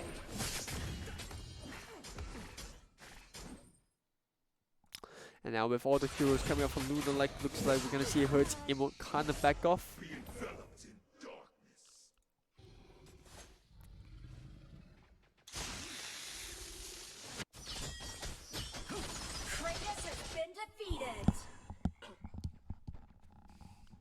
Ravalda just doing a really good job at making sure that this Yon is babysitted, giving her the freedom to just go right around. Yena now in bot lane kind of senses that something is wrong, spots out the trick that gets pulled back. Do they have enough burst? Yes, they can. The room will only keep her alive for so long. That's going to be the family talent for Hayate.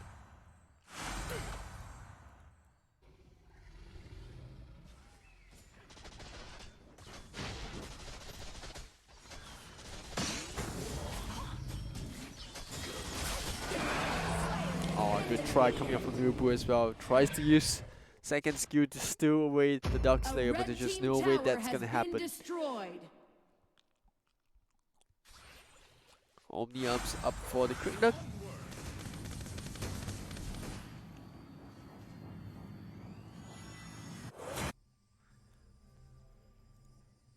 Looks like we're gonna see Akira use the Astral Loop just to clear up the wave. Now, we've got a team stuck in two sides. They managed to get the leader now, but the Yon is caught in a bad position. That doesn't matter though. They still managed to get enough damage onto the back line. Trixie once again with the pull. The Jazz Barrier comes up. Astral Loop just to slow down the push. But finally, Shut down. looks like LUNAR will have a good fight.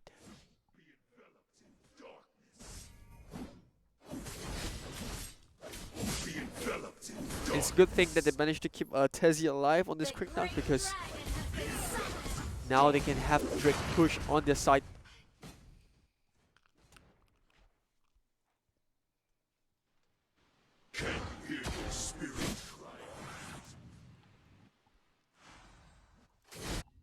Good timing on it as well, because now, you know, at least when the Drake reaches that tier 3 tower on the top side, we have all the heroes on the end of HERTZ emotes coming up. LUNAR buying a bit of those kills, slowly closing that gap, but it is still a 6k goal lead between two of these teams.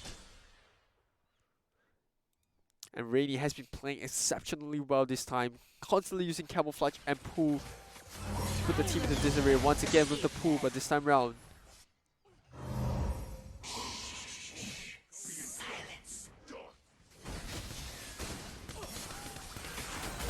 Now coming onto the top end.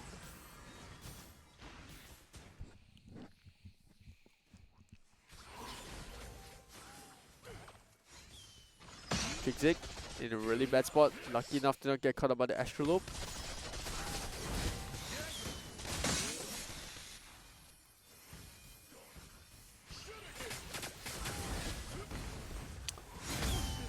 Once again, they're trying to abuse the rage of the Yon. Drake already down.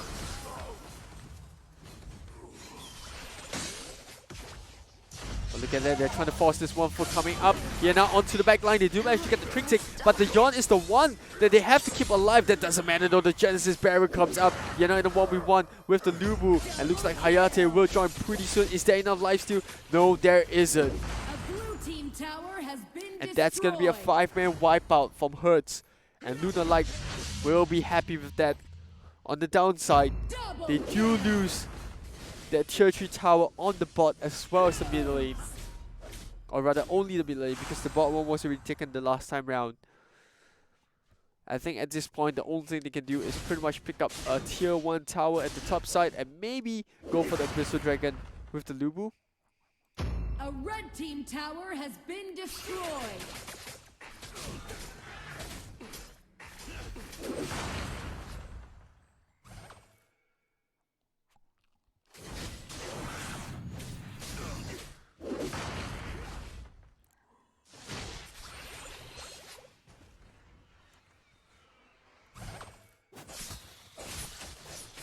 And now HERTZ emote, they know what they must do. They find the Pain in the jungle. Good damage there by Hayate. And especially with the Fenris talent, it's gonna hurt quite a bit. Oh, they run straight into Tezzy, who's in a bad spot.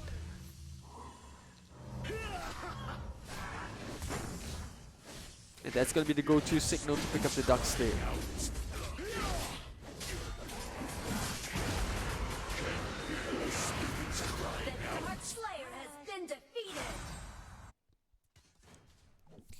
Super minions coming in from the mid and bottom lane. That's gonna delay a bit of time from LUNAR.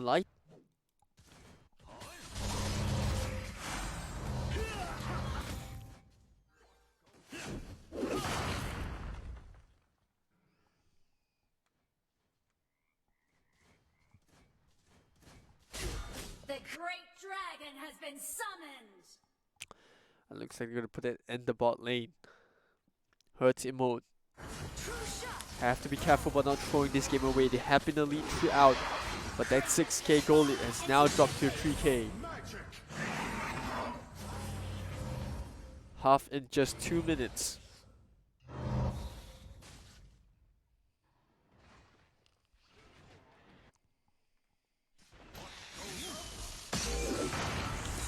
Zombie gets caught out. Rage Abyssal Dragon picked up by Windy. Be enveloped in darkness. Spirits crying out.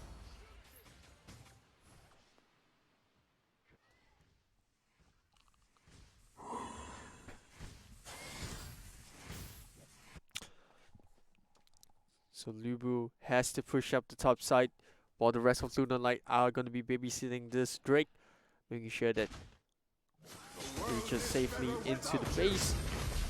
While the rest of HERTZ emotes, they will get what they can from the rest of the map.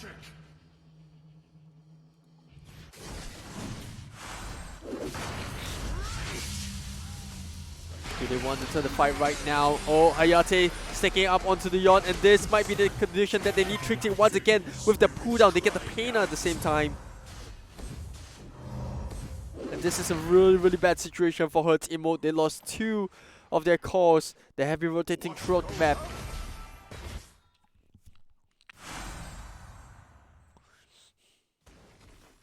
No one, this is not your place. They do manage to get the Drake down, which is more than enough as of now. A red team tower has been destroyed.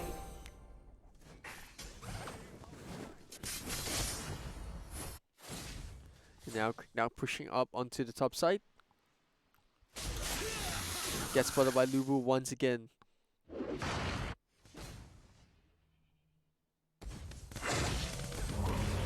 And this is the downside of HERTZ emotes draft, you know, they're a really squishy lineup. Yes, they have the Paina.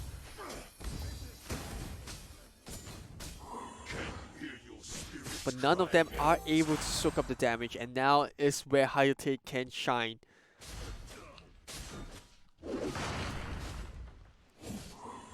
We did speak about the advantage that the Yon had early game alongside with the Paina and the Quick Knock.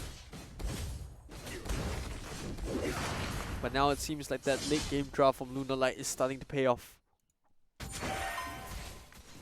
Paina once again getting caught in a bad position.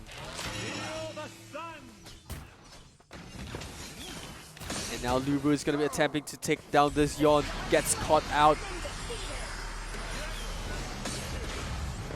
D-Rex's ultimate will not be able to pick him up, but look at that, the AoE damage coming in. But is it enough? Yon's still alive. The great dragon has been summoned. Shut down. And they immediately drop the Drake in the middle of the lane. A red team tower has been destroyed. And they still have the Drake down in half HP, but here comes Lubu from the side. They do get the Paina.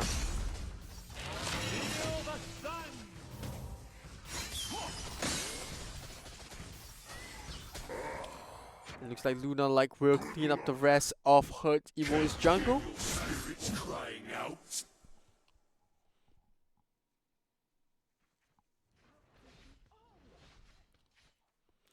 At this point, HERTZ Emo finding it even hard to step off the base. And all these like gangs coming up, and look at that. Speaking of gangs, we might find another one. Liam once again getting pulled back by the Critic.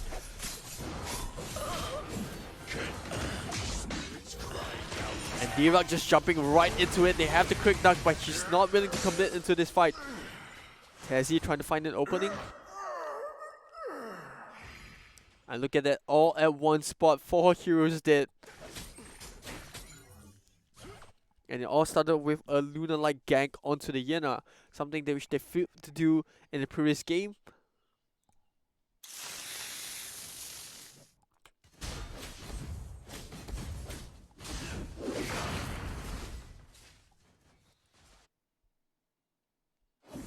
And pretty much Quick Knock is now at full build. In fact, same go for a lot of these heroes. I think only D-Rock as well as Paina are left with a couple of items to build up. And on the side of Lunar Light, they pretty much full build on everyone as well. Only Trixie has 1 more item to complete, or 2 more items to complete. Just like pretty much his counterpart. Enveloped in darkness. Spirit.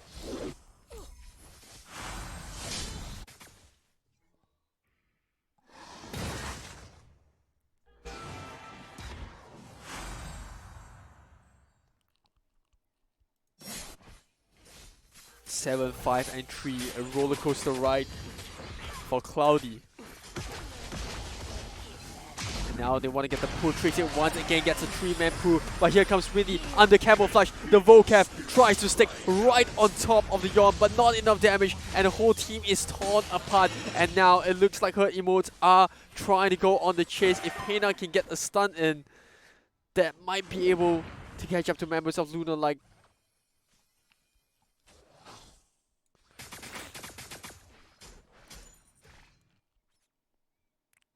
It looks like they want to get the Enraged Abyssal Dragon started up. This is going to be able to give them the Dark Blessing that they need. Chiva are going to be chasing the Hayate away. Global Strobe.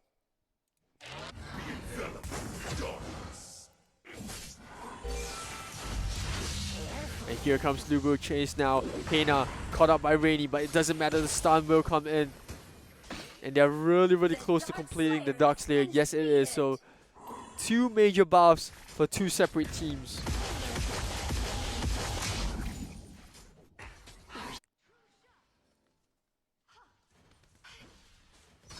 The world is better without you.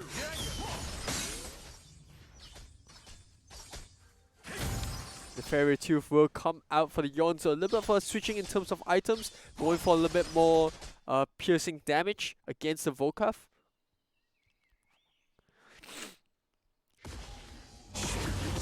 Crazy now trying to get something started once again. Cloudy constantly trying to be the playmaker of the team, trying to catch someone out with the pool. The great dragon has been summoned.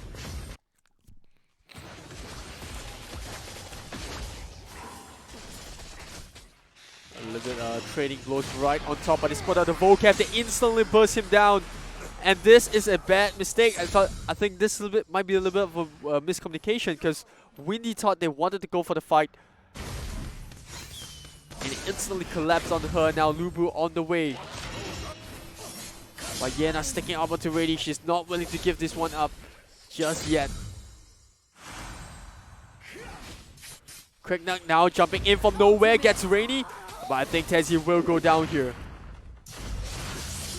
Does have the resurrection, and Stormy in a bad spot. Snowy, Liliana has to stay alive for them to have a shot in this, and they finally complete the last tier 3 tower. And will they go for the GG push though?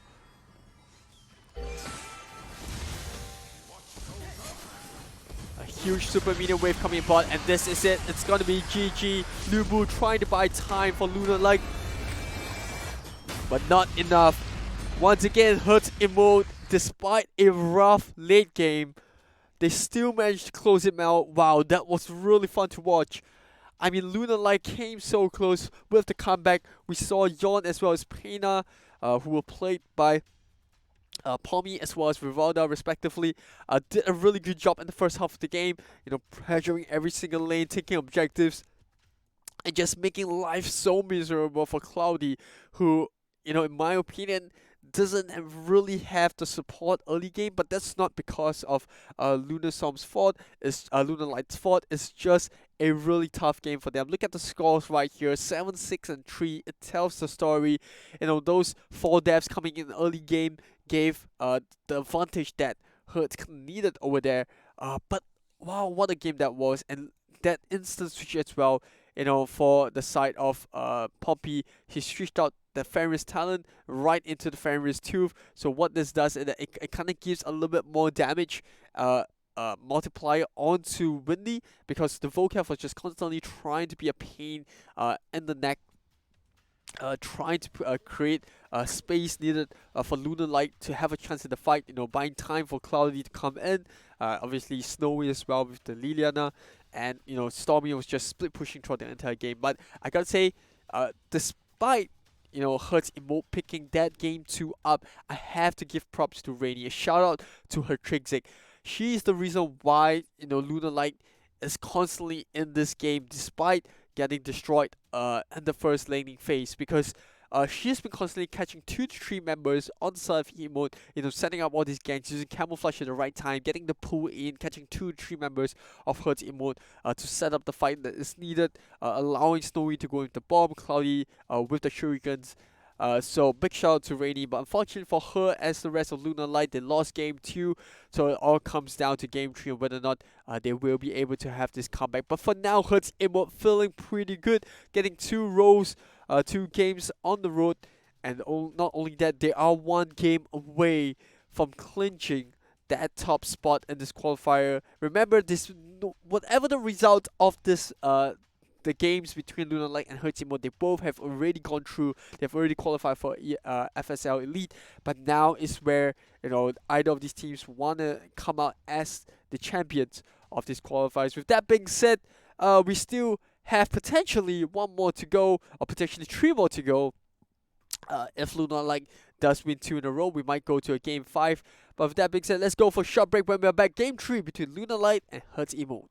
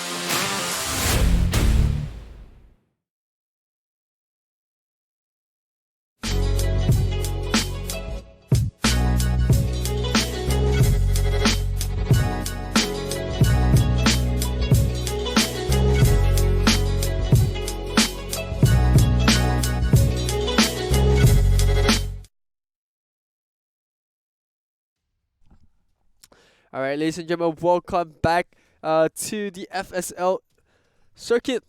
Man, what a game 2 we had between two of these teams. But my name is Aries, and I've been blown away by the second game. That was just a case of two halves where we saw HERTZ EMOT did really well in the first half of the game. LUNAR came back, but then a small mistake in getting the Volcav got out, caught out in the bad position, allowed them to turn the game already complete the 2-0. But now this is where we see champions emerge. Let's go into game 3, shall we? HERTZ EMOT with the 2-0, like I said, and LUNAR yet to pick up their first game against their opponents. They had a very smooth journey coming into the grand finals, but now finally the test is right in front of them. Remember, this is a BO5, so we could potentially see a 3-2 sweep, or we could even see HERTZ EMOT get the game done with this last, or rather what could be the last game. Kriegnack, Violet, and Yena for the side of EMOT. Really standard lineup. Whereas on the side of LUNAR, they pick up the 0 and Hayate. So no Yawn this time round.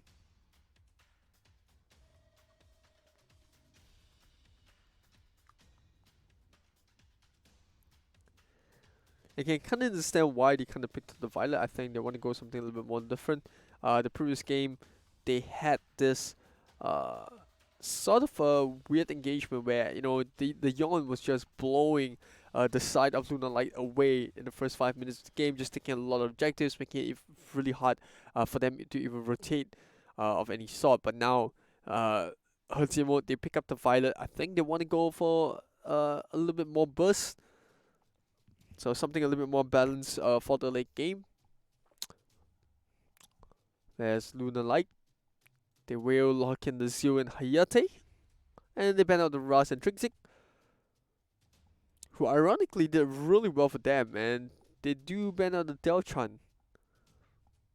Interesting draft coming into first phase. They do pick up the Lubu. So that is one constant from the previous game. Same goes for the Hayate. And for those who are wondering what's the result between the third placing match, it's already done. So congratulations to EMOT Hexa. They do cement their position as the third placing team in this particular qualifier. So that leaves Quasar Athena in fourth place.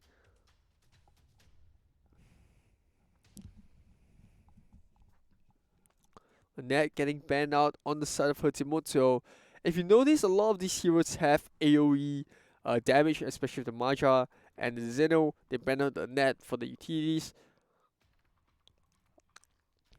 And now over to the side of LUNAR, they're target banning a lot of majors. So across the board, you're gonna see the Trixie, as well as the ban coming up from the Ras and Delchan.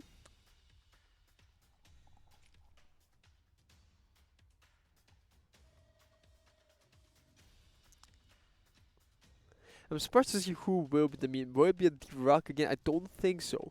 I really think a Dirac wouldn't be too good over here, because this time around they have a Zio. They can just jump onto the back line as compared to Liliana in the previous game. Right. That being said, no majors on the board as of yet.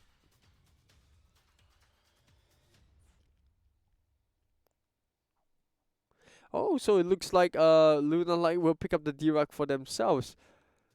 So we're interested to see what HERTZ pick up in their mid lane. They need someone that can kind of rotate pretty decently in the mid game phase. I think I had a little bit of an issue where I did not see the rotation coming up from the Dirac in the mid game, and this is the issue with Dirac, right? He's a slow moving character. Yes, he does have the Genesis issue. He does have the globe coming out with the stun, the Astrolope, and he also has the Fallen Star, which is quite a decent AoE damage. But in my opinion, he's just a little bit too slow. The pacing of the game is just so hard for Dirac to catch up. Although I gotta say, HERTZ EMOT did make it look really easy with the Dirac, but that's only because they have the Yawn and the Pena setting up all these fights. You know, being very aggressive in the first phase of the game, getting the lead that they need for the entire draft to come up online. So you need to compensate depending on how your draft goes. So they have a Zhu, which is a really fast pace kind of character. They have Hayate, which is the late game. Lubu kind of here and there. I feel that Lubu does come on online early, and then he goes kind of missing in the mid game. Then he comes back online in the late game. That's just how I see Lubu, especially with his Conqueror and the lifesteal. But for the side of HERTZ, they will pick up the Ignis and Teamy. Wow, not too bad. A bit of a zoning with the Ignis. I like it. It's a lot of bursts, especially with the Rain of Fire.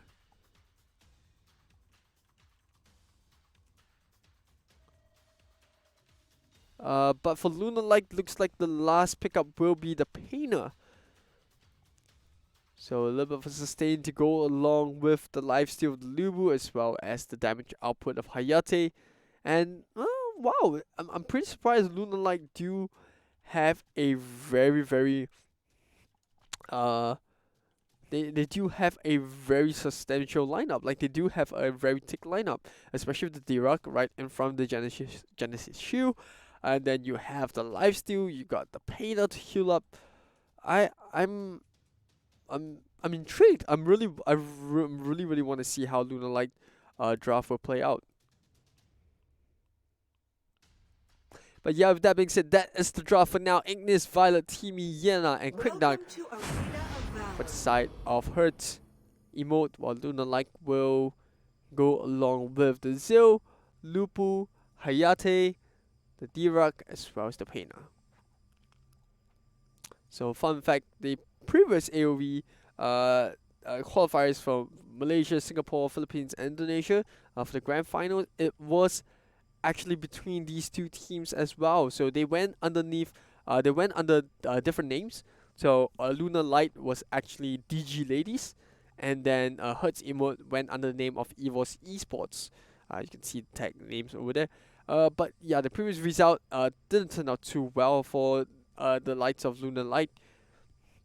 It was actually a 3-1 victory for HERTZ Emote. So this time round, old rivalries coming about, and they will be seeing one another again in Singapore when FSL Elite comes around.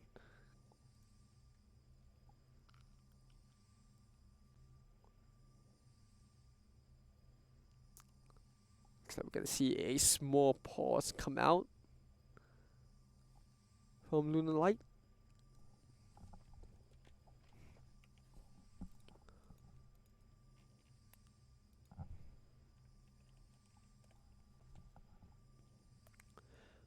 I think Painter has been going through quite a bit of a change already. Like now, her Forest Sentry does do a decent amount of damage, and plus it's just a little bit of a stun.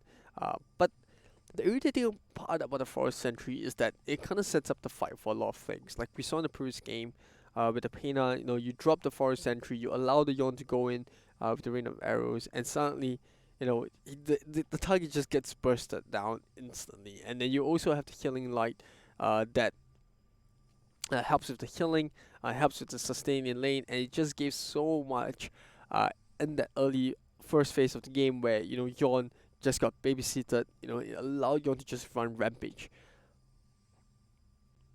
And the good thing about the Painter is that she's a true and true she's a real support true and true, right? You have Nature's Valley, increase the armor, and at the same time you do reduce the movement speed of the opponents, and that helps as well, because if you look at it actually bots very well with her passive,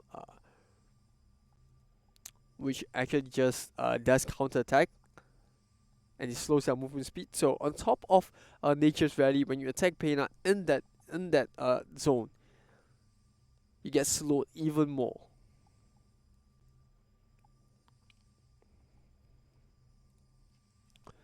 And it looks like we are ready Get to ready. head back Minions into the will be game. deployed in 5 seconds.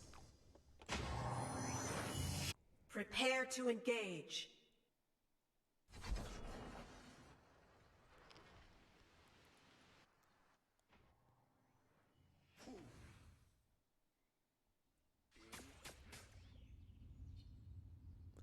Looks like we're gonna have the Violet at the bot lane this time round. Vivalda gonna be starting up to pull that Might Golem away.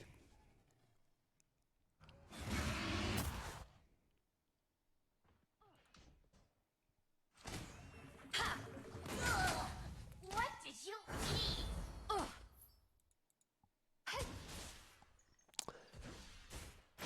And that's gonna be a mid lane for Pena and D-Rock.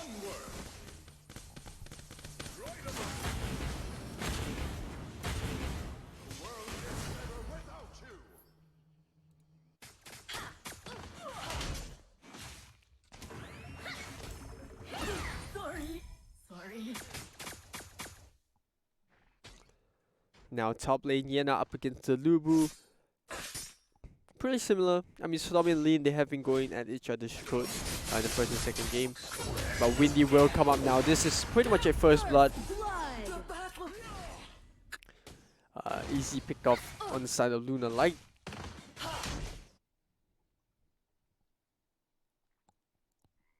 Nature's grace.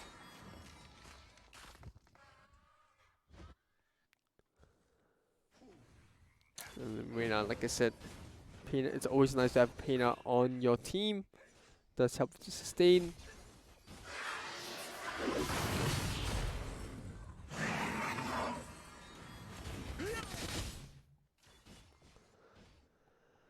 Peaceful lane for Kira so far. No rotations kinda needed. Trying to hit the level 4 as fast as she can.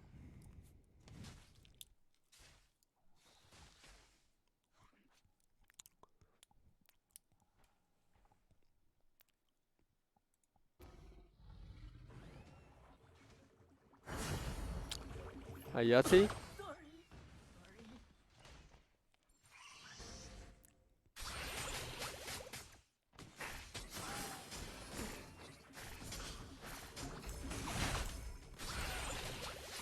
And you can see Hayate is just playing very passively right now. You can see Clouding having no intentions at all at participating in the fight, just poking from afar and retreating the moment the team gets a little bit too close.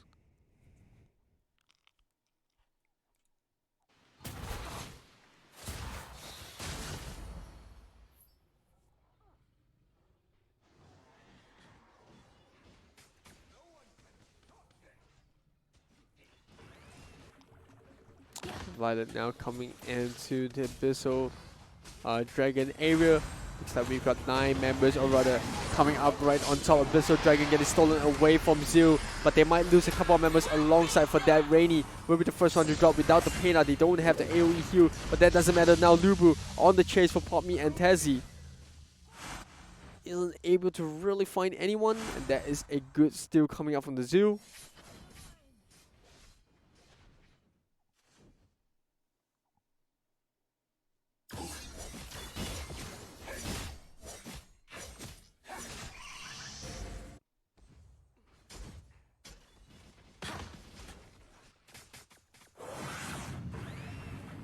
And with the TME up, Popme can safely go back to base, although it's a 4-man rotation down to bot lane. Again, they want to get the kill onto the TME. A blue team tower Looks like has Luna been will be more than destroyed. happy to pick up that tier 1 tower on the bottom side.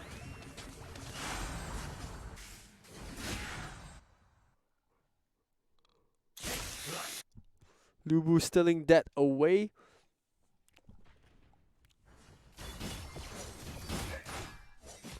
The Red Stallion.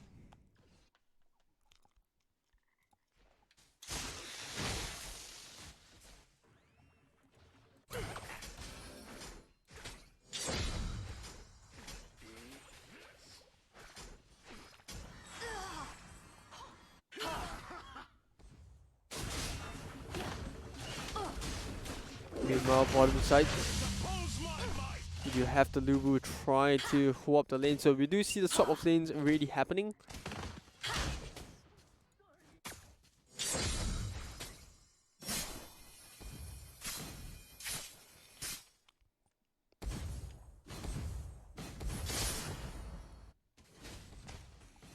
Meanwhile, bot lane Teamy tried to go for the hunt right there. They will get the first tier tower in bot lane, but in the jungle, we do see Lean under siege right now. He's trying to push Windy back all the way to tier 2 base, or tier 2 tower, but that is not enough. But with the 3-man reveal at the top side, it looks like HERTZ EMOT will be able to secure the Abyssal Dragon.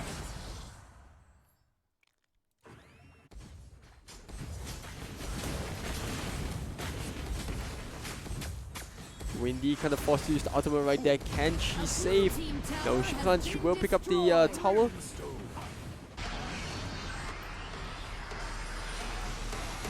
Rainy kind of forced to use the ultimate, but her team will not care about that. They will go in for the kill. Quick knock now in the air, trying to find a hunt right in the middle lane, but looks like HERTZ, they really want to commit to this fight. Ignis here. Using the ultimate. Same goes for Valor, and they will fail to pick up that first tier tower in the top lane.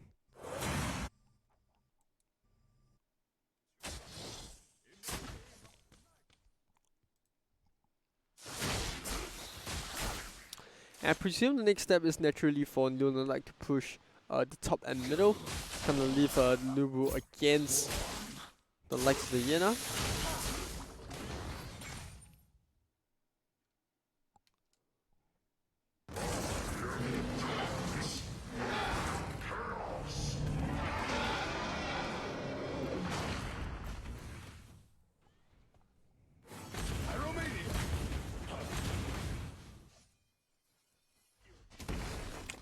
Cloudy on the top side, Pena coming in. They commit to this fight right now. Hayate coming in with the shurikens as well, but Dirac is right on back, trying to catch up to the fight. Pena coming in with the stun, doesn't find anyone. The fallen sentries will not find anyone right there, but it is good damage onto the Violet, which means that they will have to back off right now. But here comes Windy, trying to find something in this fight. Under chase from Tazzy right now. They do manage to get the kill onto the Zeal, and here comes a turn. Poppy just get one more hit. They do recognize the threat of the Lubu. She's forced to use the sprint right there. She's catching up right on top. Does get the roll across the wall. And they might just be able to flip this one around. Stormy down to half HP. Teamy goes down for the second time in a row. Does have his ultimate.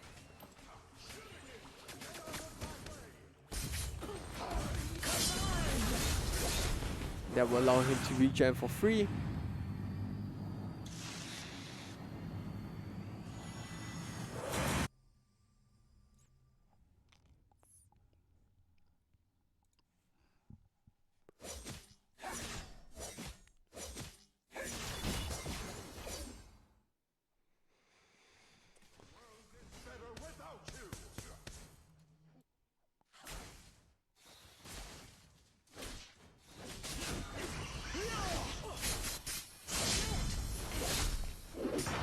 Minutes 46 seconds in both teams, pretty even in net worth, only 1k between, or rather with LUNAR like slightly beneath from HERTZ EMOT. It's slowly closing down as well, but that's gonna be an Abyssal Dragon getting secured by the side of LUNAR Light.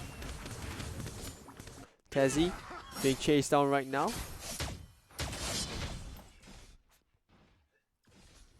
And Zeal will be able to secure the kill on the Yena. Kind of a small sacrifice right there for Tazzy to get out of trouble.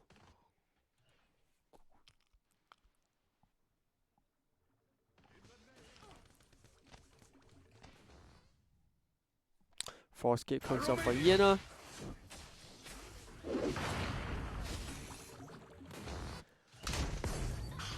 You can see LUNAR like just rotating across the map. They want to secure this 1-0 now, being pulled back all the way back. Takes a tier 2 shot, and that is going to be once again the Zeal going down for pushing a little bit too far. Now Tazzy being under siege from Stormy as well. They do manage to get the quick knock, and they might get even more than that.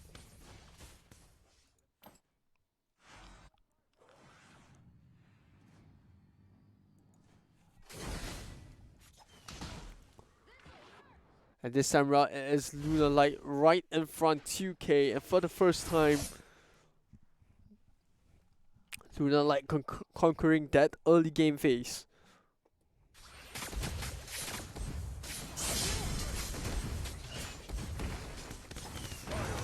A blue destroyed. Nevertheless, Lunar Light will once again get another tower in the back. The world is better without you. Onward. Get out of my way.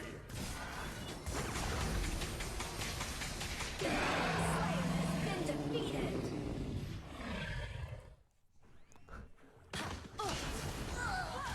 What did you eat? Great knock. Yeah, now slowly pushing on the top side. That's gonna be the next Abyssal Dragon up for taking.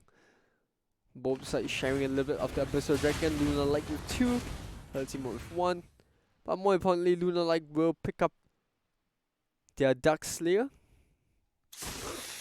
The great dragon has been summoned. To be fighting by your side. Greatness has been defeated. Only up does come out for Violet, and Lunar Light this time round in a similar position against the HERTZ EMOT. They've got to make sure that they do not give the Violet the space to farm. But on the bright side, they have HERTZ, which is a super late game ADC as well. I think they might just want to go for the trade, and here comes the rest of Lunar Light. They do manage to pick up the Ignis, and I'm pretty sure the Violet, if they can get Violet out of there. Oh, Genesis Shield nearly coming through, but they do not find the pickoff.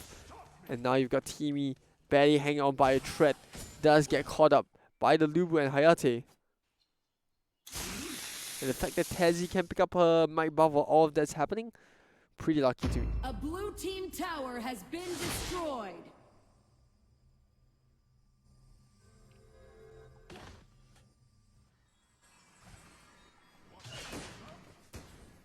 Violet needing a little bit more time to be able to farm those final 2 items.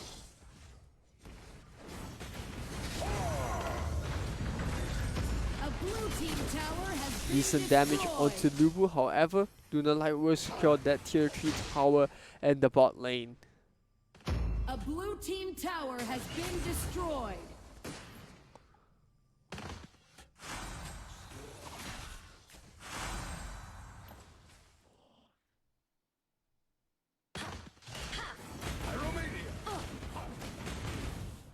Lunar Light gonna be spreading out, waiting for the next Dark Slayer to come. That's gonna give them the drink and the meat shield needed to actually push into the middle tower. Or the top. Which makes a lot more sense to actually drop the drink right on top right there.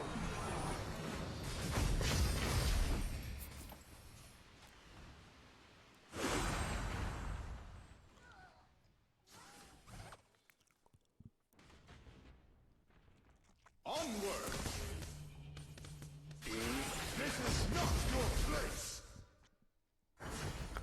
HERTZ EMOT slowing down a little bit, but they do need a lot more time. They need time for the Violet to come out online. They do find a pain out, but there's absolutely nothing they can do it. Defeated.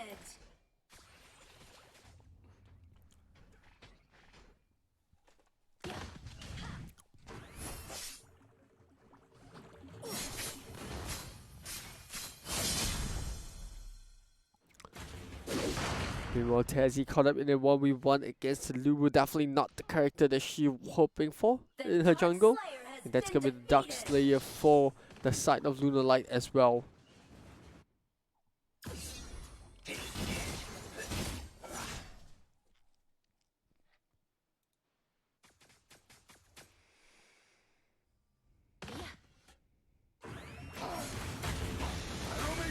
Is gonna be able to kill, or rather clear that mid lane really quickly. But where is the Drake?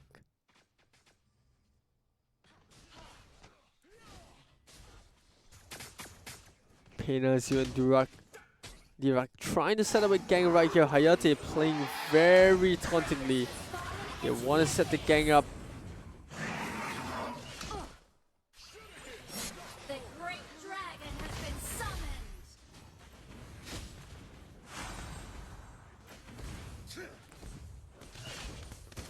And now Violet trying her best. As Pomni slowly strikes them down. They're trying their best right here. Teaming with the stun.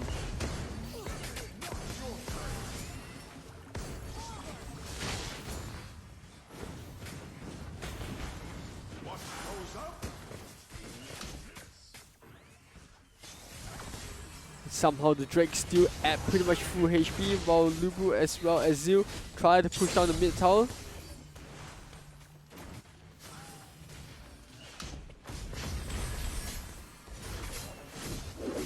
And they finally do break into the base, but is this enough? Yes, Zil comes onto the back line. They might be able to get one, maybe able to get two as well. Yena, second HP because of the ultimate coming from Timmy.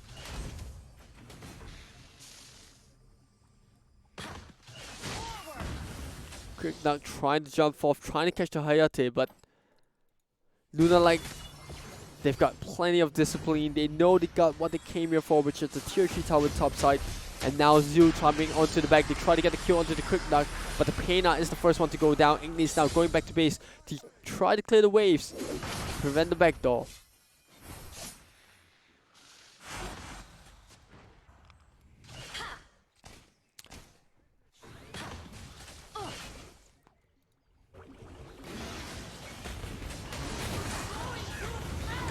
And because of those two kills, that will give them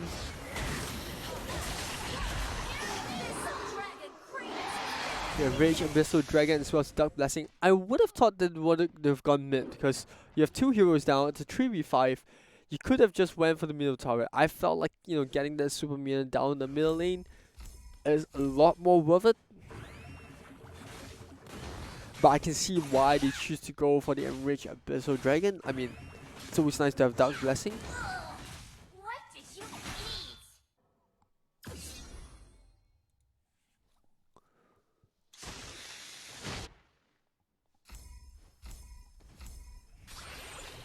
Goes up. The Dark Slayer has been defeated. Oh, they steal the Dark Slayer right under the nose. And they will get the Timmy as well.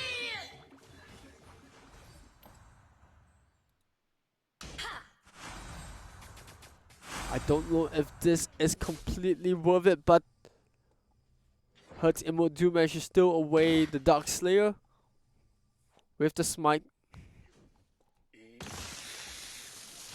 And LUNAR like know what is needed. They cannot let the team come up just in time. That's going to be the Ignis. They might be able to get one. Oh, but Zero managed to get the character that he wants, and that's going to be the Violet.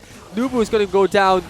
But that is a pretty fair trade, and now it looks like LUNAR like wants to end the game right here, right now. But they're taking a lot of damage from the tower. Despite that, they still have one more creep.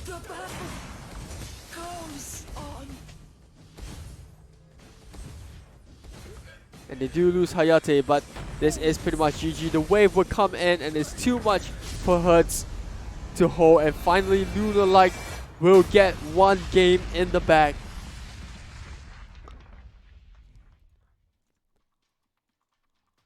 I mean, HERTZ, they have been dominant in the first two games, but finally, LUNAR Light showing what they are made of. The Never Die Say spirit. They pick up the Hayate, and I felt like the Violet was a little bit too greedy for me. I felt if HERTZ just ran with what they had, picking up the Yawn, that would have been a lot better. But that being said, the Violet did run pretty decently towards the late game, decent damage alongside the Ignis. They also have a Quick Knight, but they just didn't have that, you know, fear factor coming in the first half of the game, because there's really nothing that the Violet could do. She just doesn't really hurt too much. You can just stand the face, not stand the face, but, you know, hold the lane without worrying too much about taking a couple of shots to the face. And then the only real hero that you have to look out early game for her against HERTZ is only the Yena. And look at items right now. I think Violet did go for the Death Sickle, which is pretty decent. It does keep her in the fight for a couple more seconds, especially when you have a Zero on the opponent team where they will try to burst you down. So it's a pretty good item pickup, but it was just, you know, the draft just didn't work out too well, in my opinion. I think Yawn would have been better. At least an MM that can come online in the opening game, just so that you don't have to sacrifice too much time trying to farm. With that being said, that was pretty good. It's going to be a 2-1. Still in the favor of HERTZ emote, but LUNAR Light starting to show signs of a comeback as they win the first game in this best of 5 series. We'll go for a short break, but when we're back, Game 4 between LUNAR and HERTZ.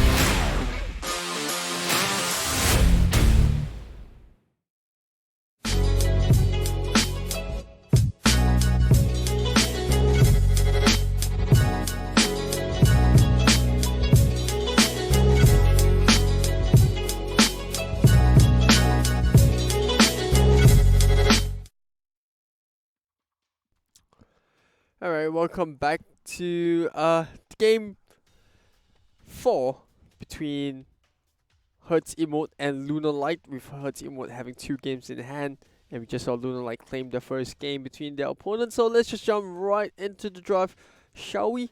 Gonna be pretty interesting. We got LUNAR Light on the blue side, and HERTZ EMOT gonna be playing on the red this time round.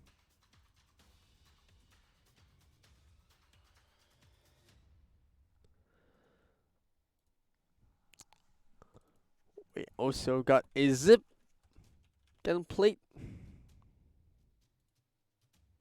Well, it looks like HERTZ EMOT will settle for the Zeno as well as the Florentino.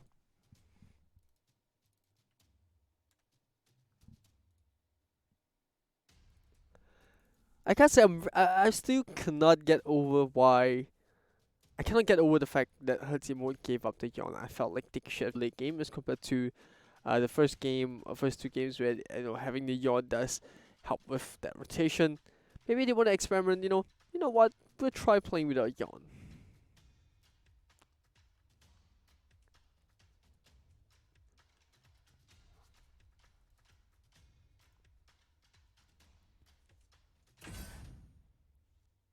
Red team's turn. Looks to like they will ban. be picking up a Darcy.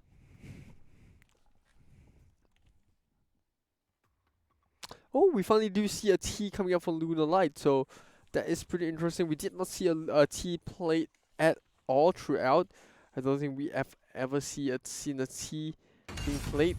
Blue team's turn to ban. So I'm looking through the numbers as well as the stats for the heroes getting picked up. So yeah, no T played throughout the Team's entirety turn of to ban. the tournament, which is pretty weird, because T is not too bad of a hero.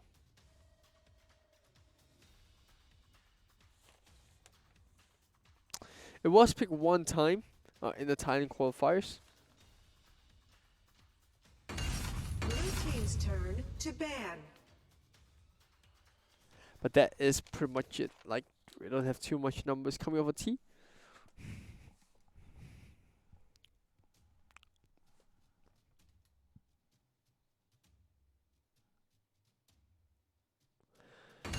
We do see the Violet and Yawn getting banned out, Linda's banned out as well as HERTZ, so both teams had enough of the MMs getting played on the opposite side.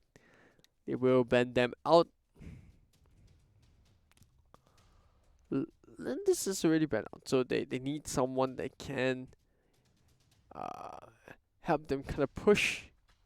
I think Whips would be a really good choice here.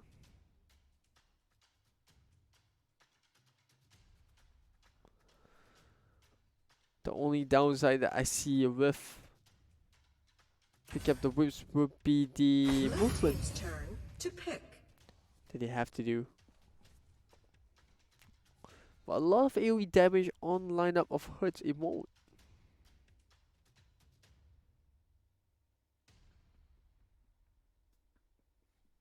Well, LUNAR Light.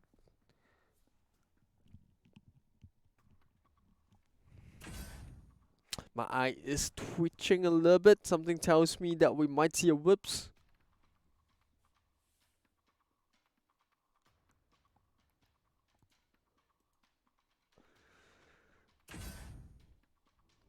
Up, a Stephanie might be possible. We haven't seen a Stephanie so far, that being said. Same goes for L'Oreal. Oh, wow, okay, so LUNAR Light picking up a very, very different draft as compared to what we've seen throughout the entire FSL qualifiers. They pick up a T, L'Oreal, and Stephanie, all 3 heroes with really low pick rates coming into this current meta.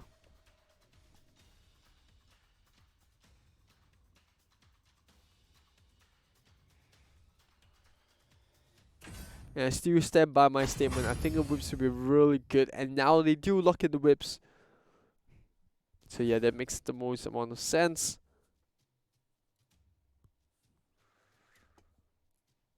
So that is gonna be the draft that we are looking at. Stephanie, L'Oreal, Zip, T, and Zil. 10 Inside LUNAR Light. seconds remaining. Whereas on the side of HERTZ EMOT, they will be picking up the Zeno, Whips, Marlock, Darcy, and Florentino.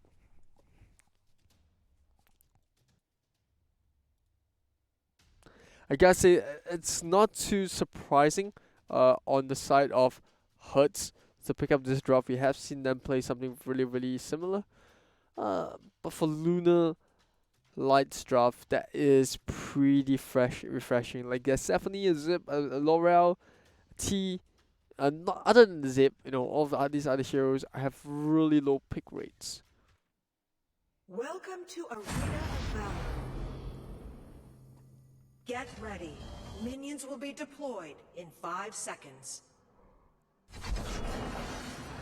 Prepare to engage. So I definitely do want to see if HERTZ EMOT will go a little bit aggressive with the Marlock.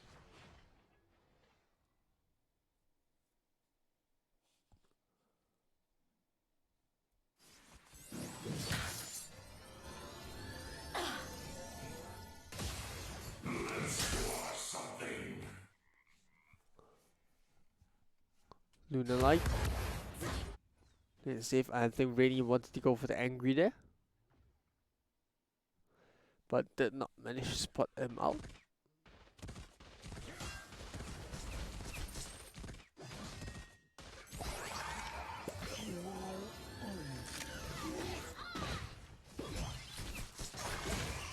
And despite all of that, HERTZ will still be able to secure that Sentinel. Stuck to each other.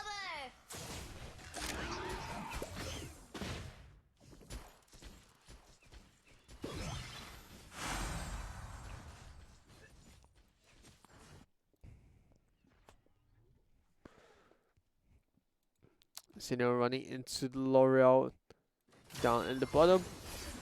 And they're gonna go back. I would love to see HERTZ EMOT play a bit more aggressively, especially with the Marlock.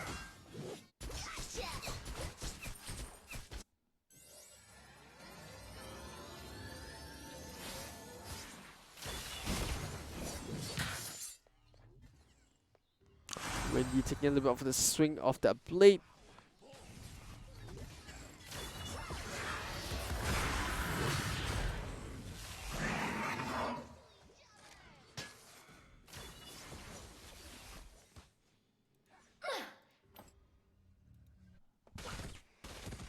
LUNAR Light have to be really careful. They cannot afford to make the mistake that they did in game 1,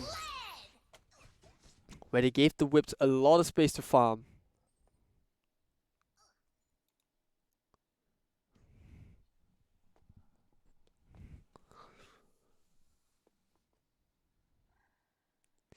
And now this is gonna be the first Abyssal Dragon of the game. LUNAR Light just making use of the Zip. First blood. Well, once again, it is the Zero that will get the first blood onto the top side, onto the Florentino.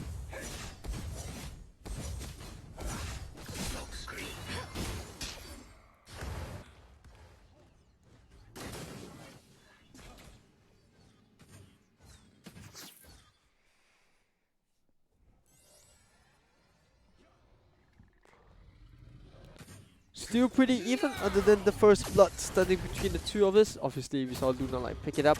The Abyssal Dragon is up. I want to see HERTZ do a little bit of rotation. Same goes for LUNAR Light. They are playing a lot better. In this recent games, you have Zero that's constantly rotating. Windy has been playing a really good game. But T in top lane playing a little bit hard to fight against the Florentino and Darcy. This is the reason why we do see the Zero coming up to support.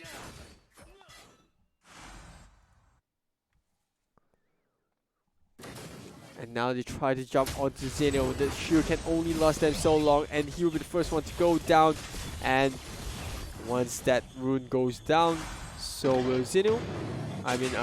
So will Whips.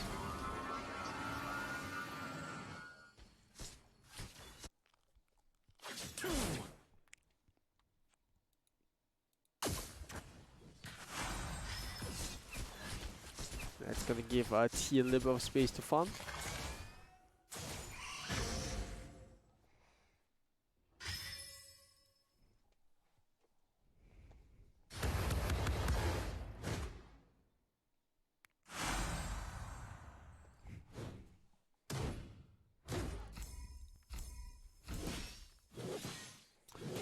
A little bit of a push coming up from Akira as well.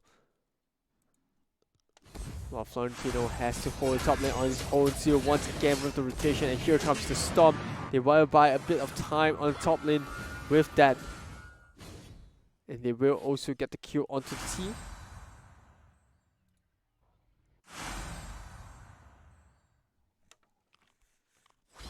You're stuck to each other. Meanwhile, bot lane, Cloud trying to abuse. And look at the damage dealt.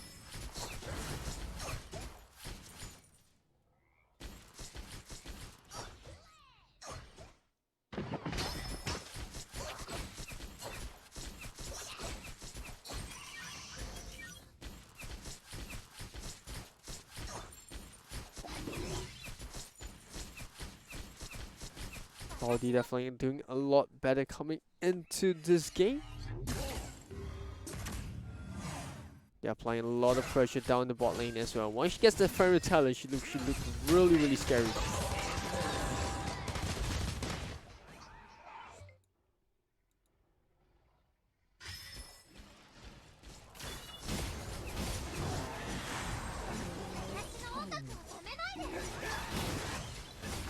Now first Abyssal Dragon going to do like they are stepping into second gear, making things a lot faster. Laurel at the top A side. red team tower has been destroyed. Easy pickup.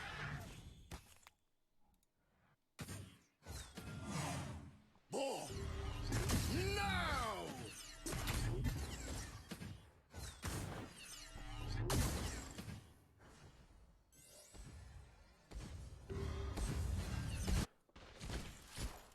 And they are abusing the Stephanie right now. They definitely do want to make sure that the whips is kept in check. But more importantly, with the support of the Zip, they are able to just push down the bot lane. And just shove it so hard that it's hard for HERTZ to even come back from that. Meanwhile, mid lane Moloch against Snowy.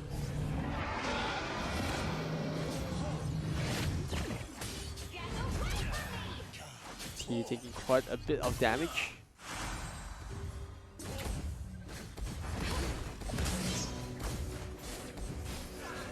Zeno coming in with the ultimate, and it's the Florentino that most likely will go down. Zeno coming in the nick of time, but not enough heal, and the Storm will catch Double the kill. Laurel in the bad spot.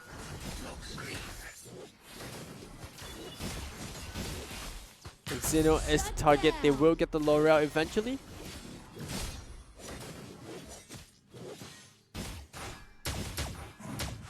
Ultimate. And the Zero will also get the Moloch 7 and 2 2k A goal red for team LUNAR. tower has been destroyed.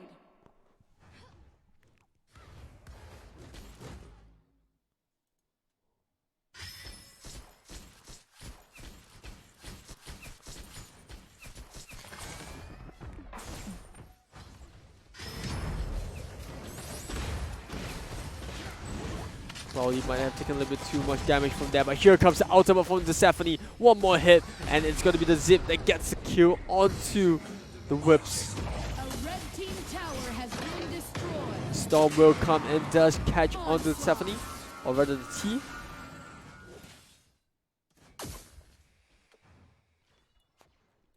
But immediately LUNAR like they bought the space on bot lane, they will rotate to Abyssal Dragon. Has been defeated.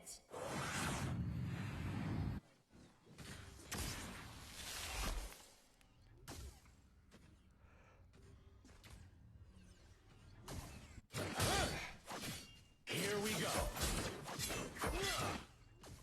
And for those who did not notice, Laurel actually did pick up Purify, so this is just to prevent herself from getting stunned up by both the Zeno and Moloch.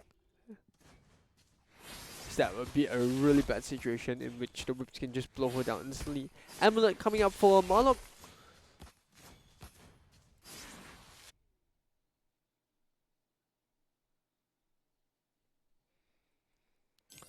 Now we've got a T and Stephanie switching lanes.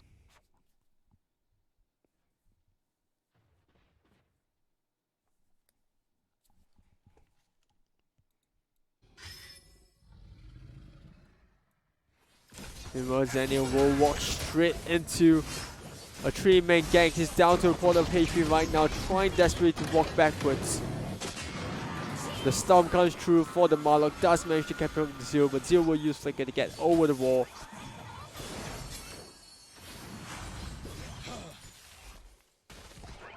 That's going to be the Stephanie pick up yet another kill. 6 assists, 1 kill for Cloudy. She's a really happy Stephanie.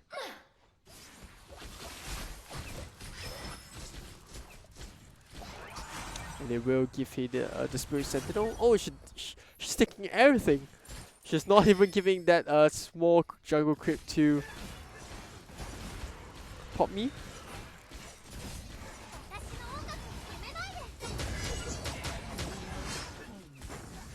10 minutes, 35 seconds. They are working on the Dark Slayer.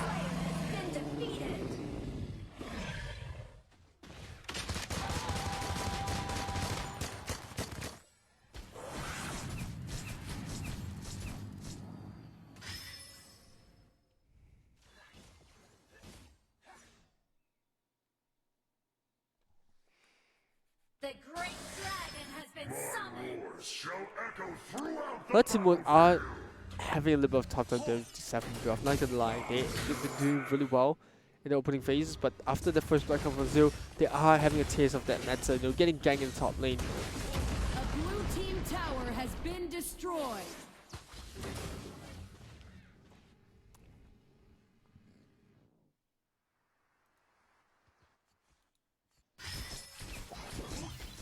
Stephanie doing what she can to shred Zenial for a little bit.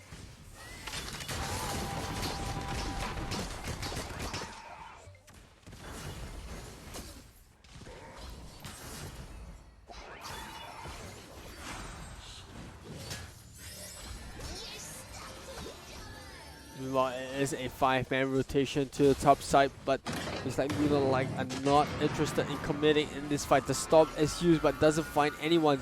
Zenial will come in with the ultimate as well. He committed 5-man and 2 big ultis in that small engage.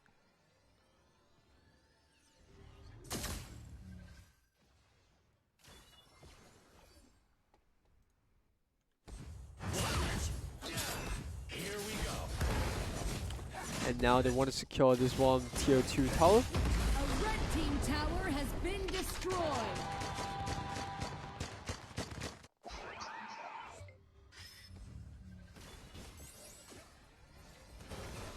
Stormy waiting on the back line. They do manage to clear the tower away, and now they want to go for the kills. Storm is a good Storm as well. Comes and catches 3-man, and instantly they want this fight. Zenial comes up, and the heal will keep the Marlock alive for a couple more seconds. They get the Zero, and they are now on the hunt. Shut down. That being said, they do respect the damage put up by both the Stephanie as well as the Laurel, and they will back off as there's some lane clearings to do. And LUNAR will settle for the jungle buffs. Good Storm there coming up from Akira.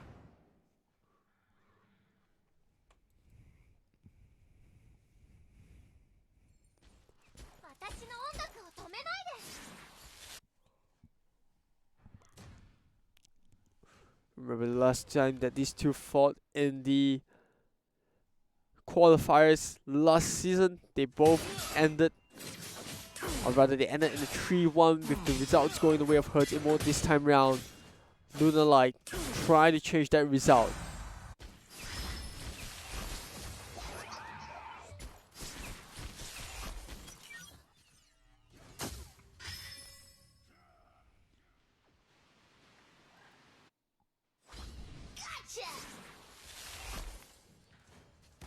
And now they have managed to separate the T apart, but no follow-up action as of yet, as Whips will focus on taking that tier 1 on the top lane. Destroyed.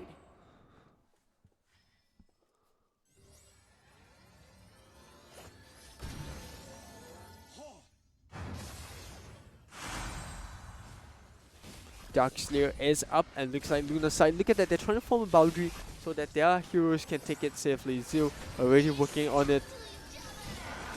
And it's down to half HP right now. Xenio goes in. Marlock with the Storm.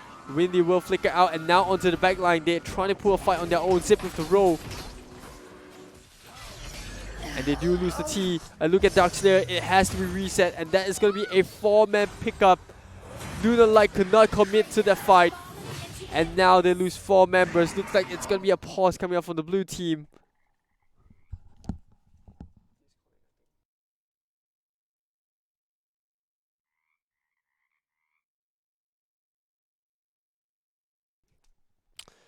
But that is one bad engagement coming up from LUNAR.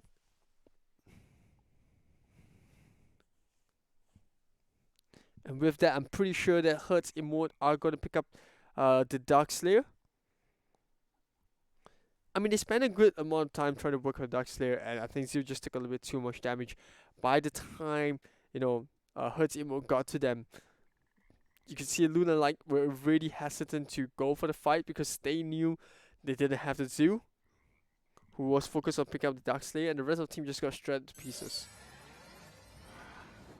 Double kill! Double kill! A blue team tower has been destroyed. So it looks like they want as many objectives as they can get on the map.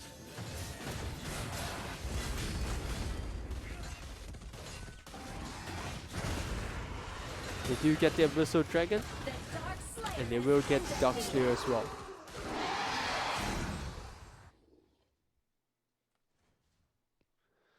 The Abyssal Dragon Kratos has been defeated!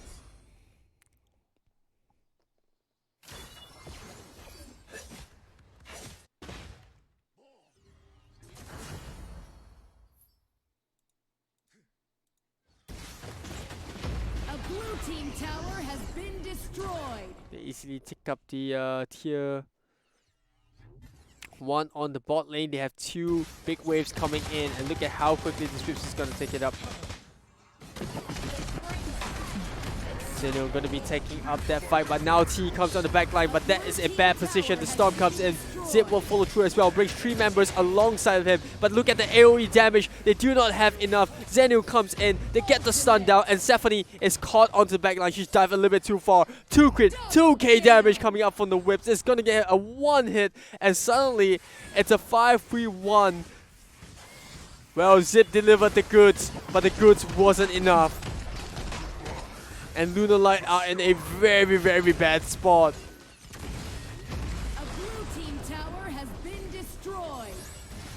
Are they looking to end the game right here? Yes, it is. And it's going to be a 3-1. Deja vu has struck. And it's going to be the same exact result as last year's qualifiers, where LUNAR fell short. And this time around, it is the same once again. Congratulations to HERTZ. They finally pulled it through, and with that, it is a 3-1 victory for their man. It's just so hard to bring them down. HERTZ EMOT, they were on the down in the first half of the game, with the Stephanie just pulling through. Look at Cloudy's score, 2-2 and 6, and without a doubt was doing really well in the bot lane, and Windy as well, with Zil getting the first blood at the top side against the Florentino, but there was just no way they could bring the game back the moment that the whips got farmed. Look at that. A pretty stacked whips. That was a really tough game. I was really surprised with the Clef's Sancti first, but that gave it does give a little bit of a movement speed to the whip, so that helped quite a bit. Pretty standard lineup, the Muramasa as well as the Slick Sting. I wouldn't be too surprised about that. But that being said, congratulations once again to HERTZ EMOT. They hadn't had the easiest of run against LUNAR, but before that they were just stomping every team. But now, like I said, just like last year, LUNAR will fall short right in front of the champions of this qualifiers, this combined qualifiers, and Man, this has been a really good qualifiers. I mean, I'm pretty excited to see, and that will complete all of teams that will be coming into Singapore for the FSL Elite that will be happening pretty soon. If you want to catch up on dates as well as the past VODs and matchups, remember to follow us on Facebook as well as Instagram. That's where all of our news are. I'm pretty excited to see the teams when they come down to Singapore. With that being said, a big shout out to our sponsors Dreamcall, Super Solid, Yahoo, and Aftershock, as well as all the viewers that have been watching with us. Remember, like I said, follow social media. If you like my stuff, remember to follow me on Facebook as well as Instagram at 0aries0, or you can go to facebook.com/thisisaries. That is where my social media are. With that being said, thank you once again to all of you guys who have been watching. And next time I see you, it will be at the FSL Elite. See you next time.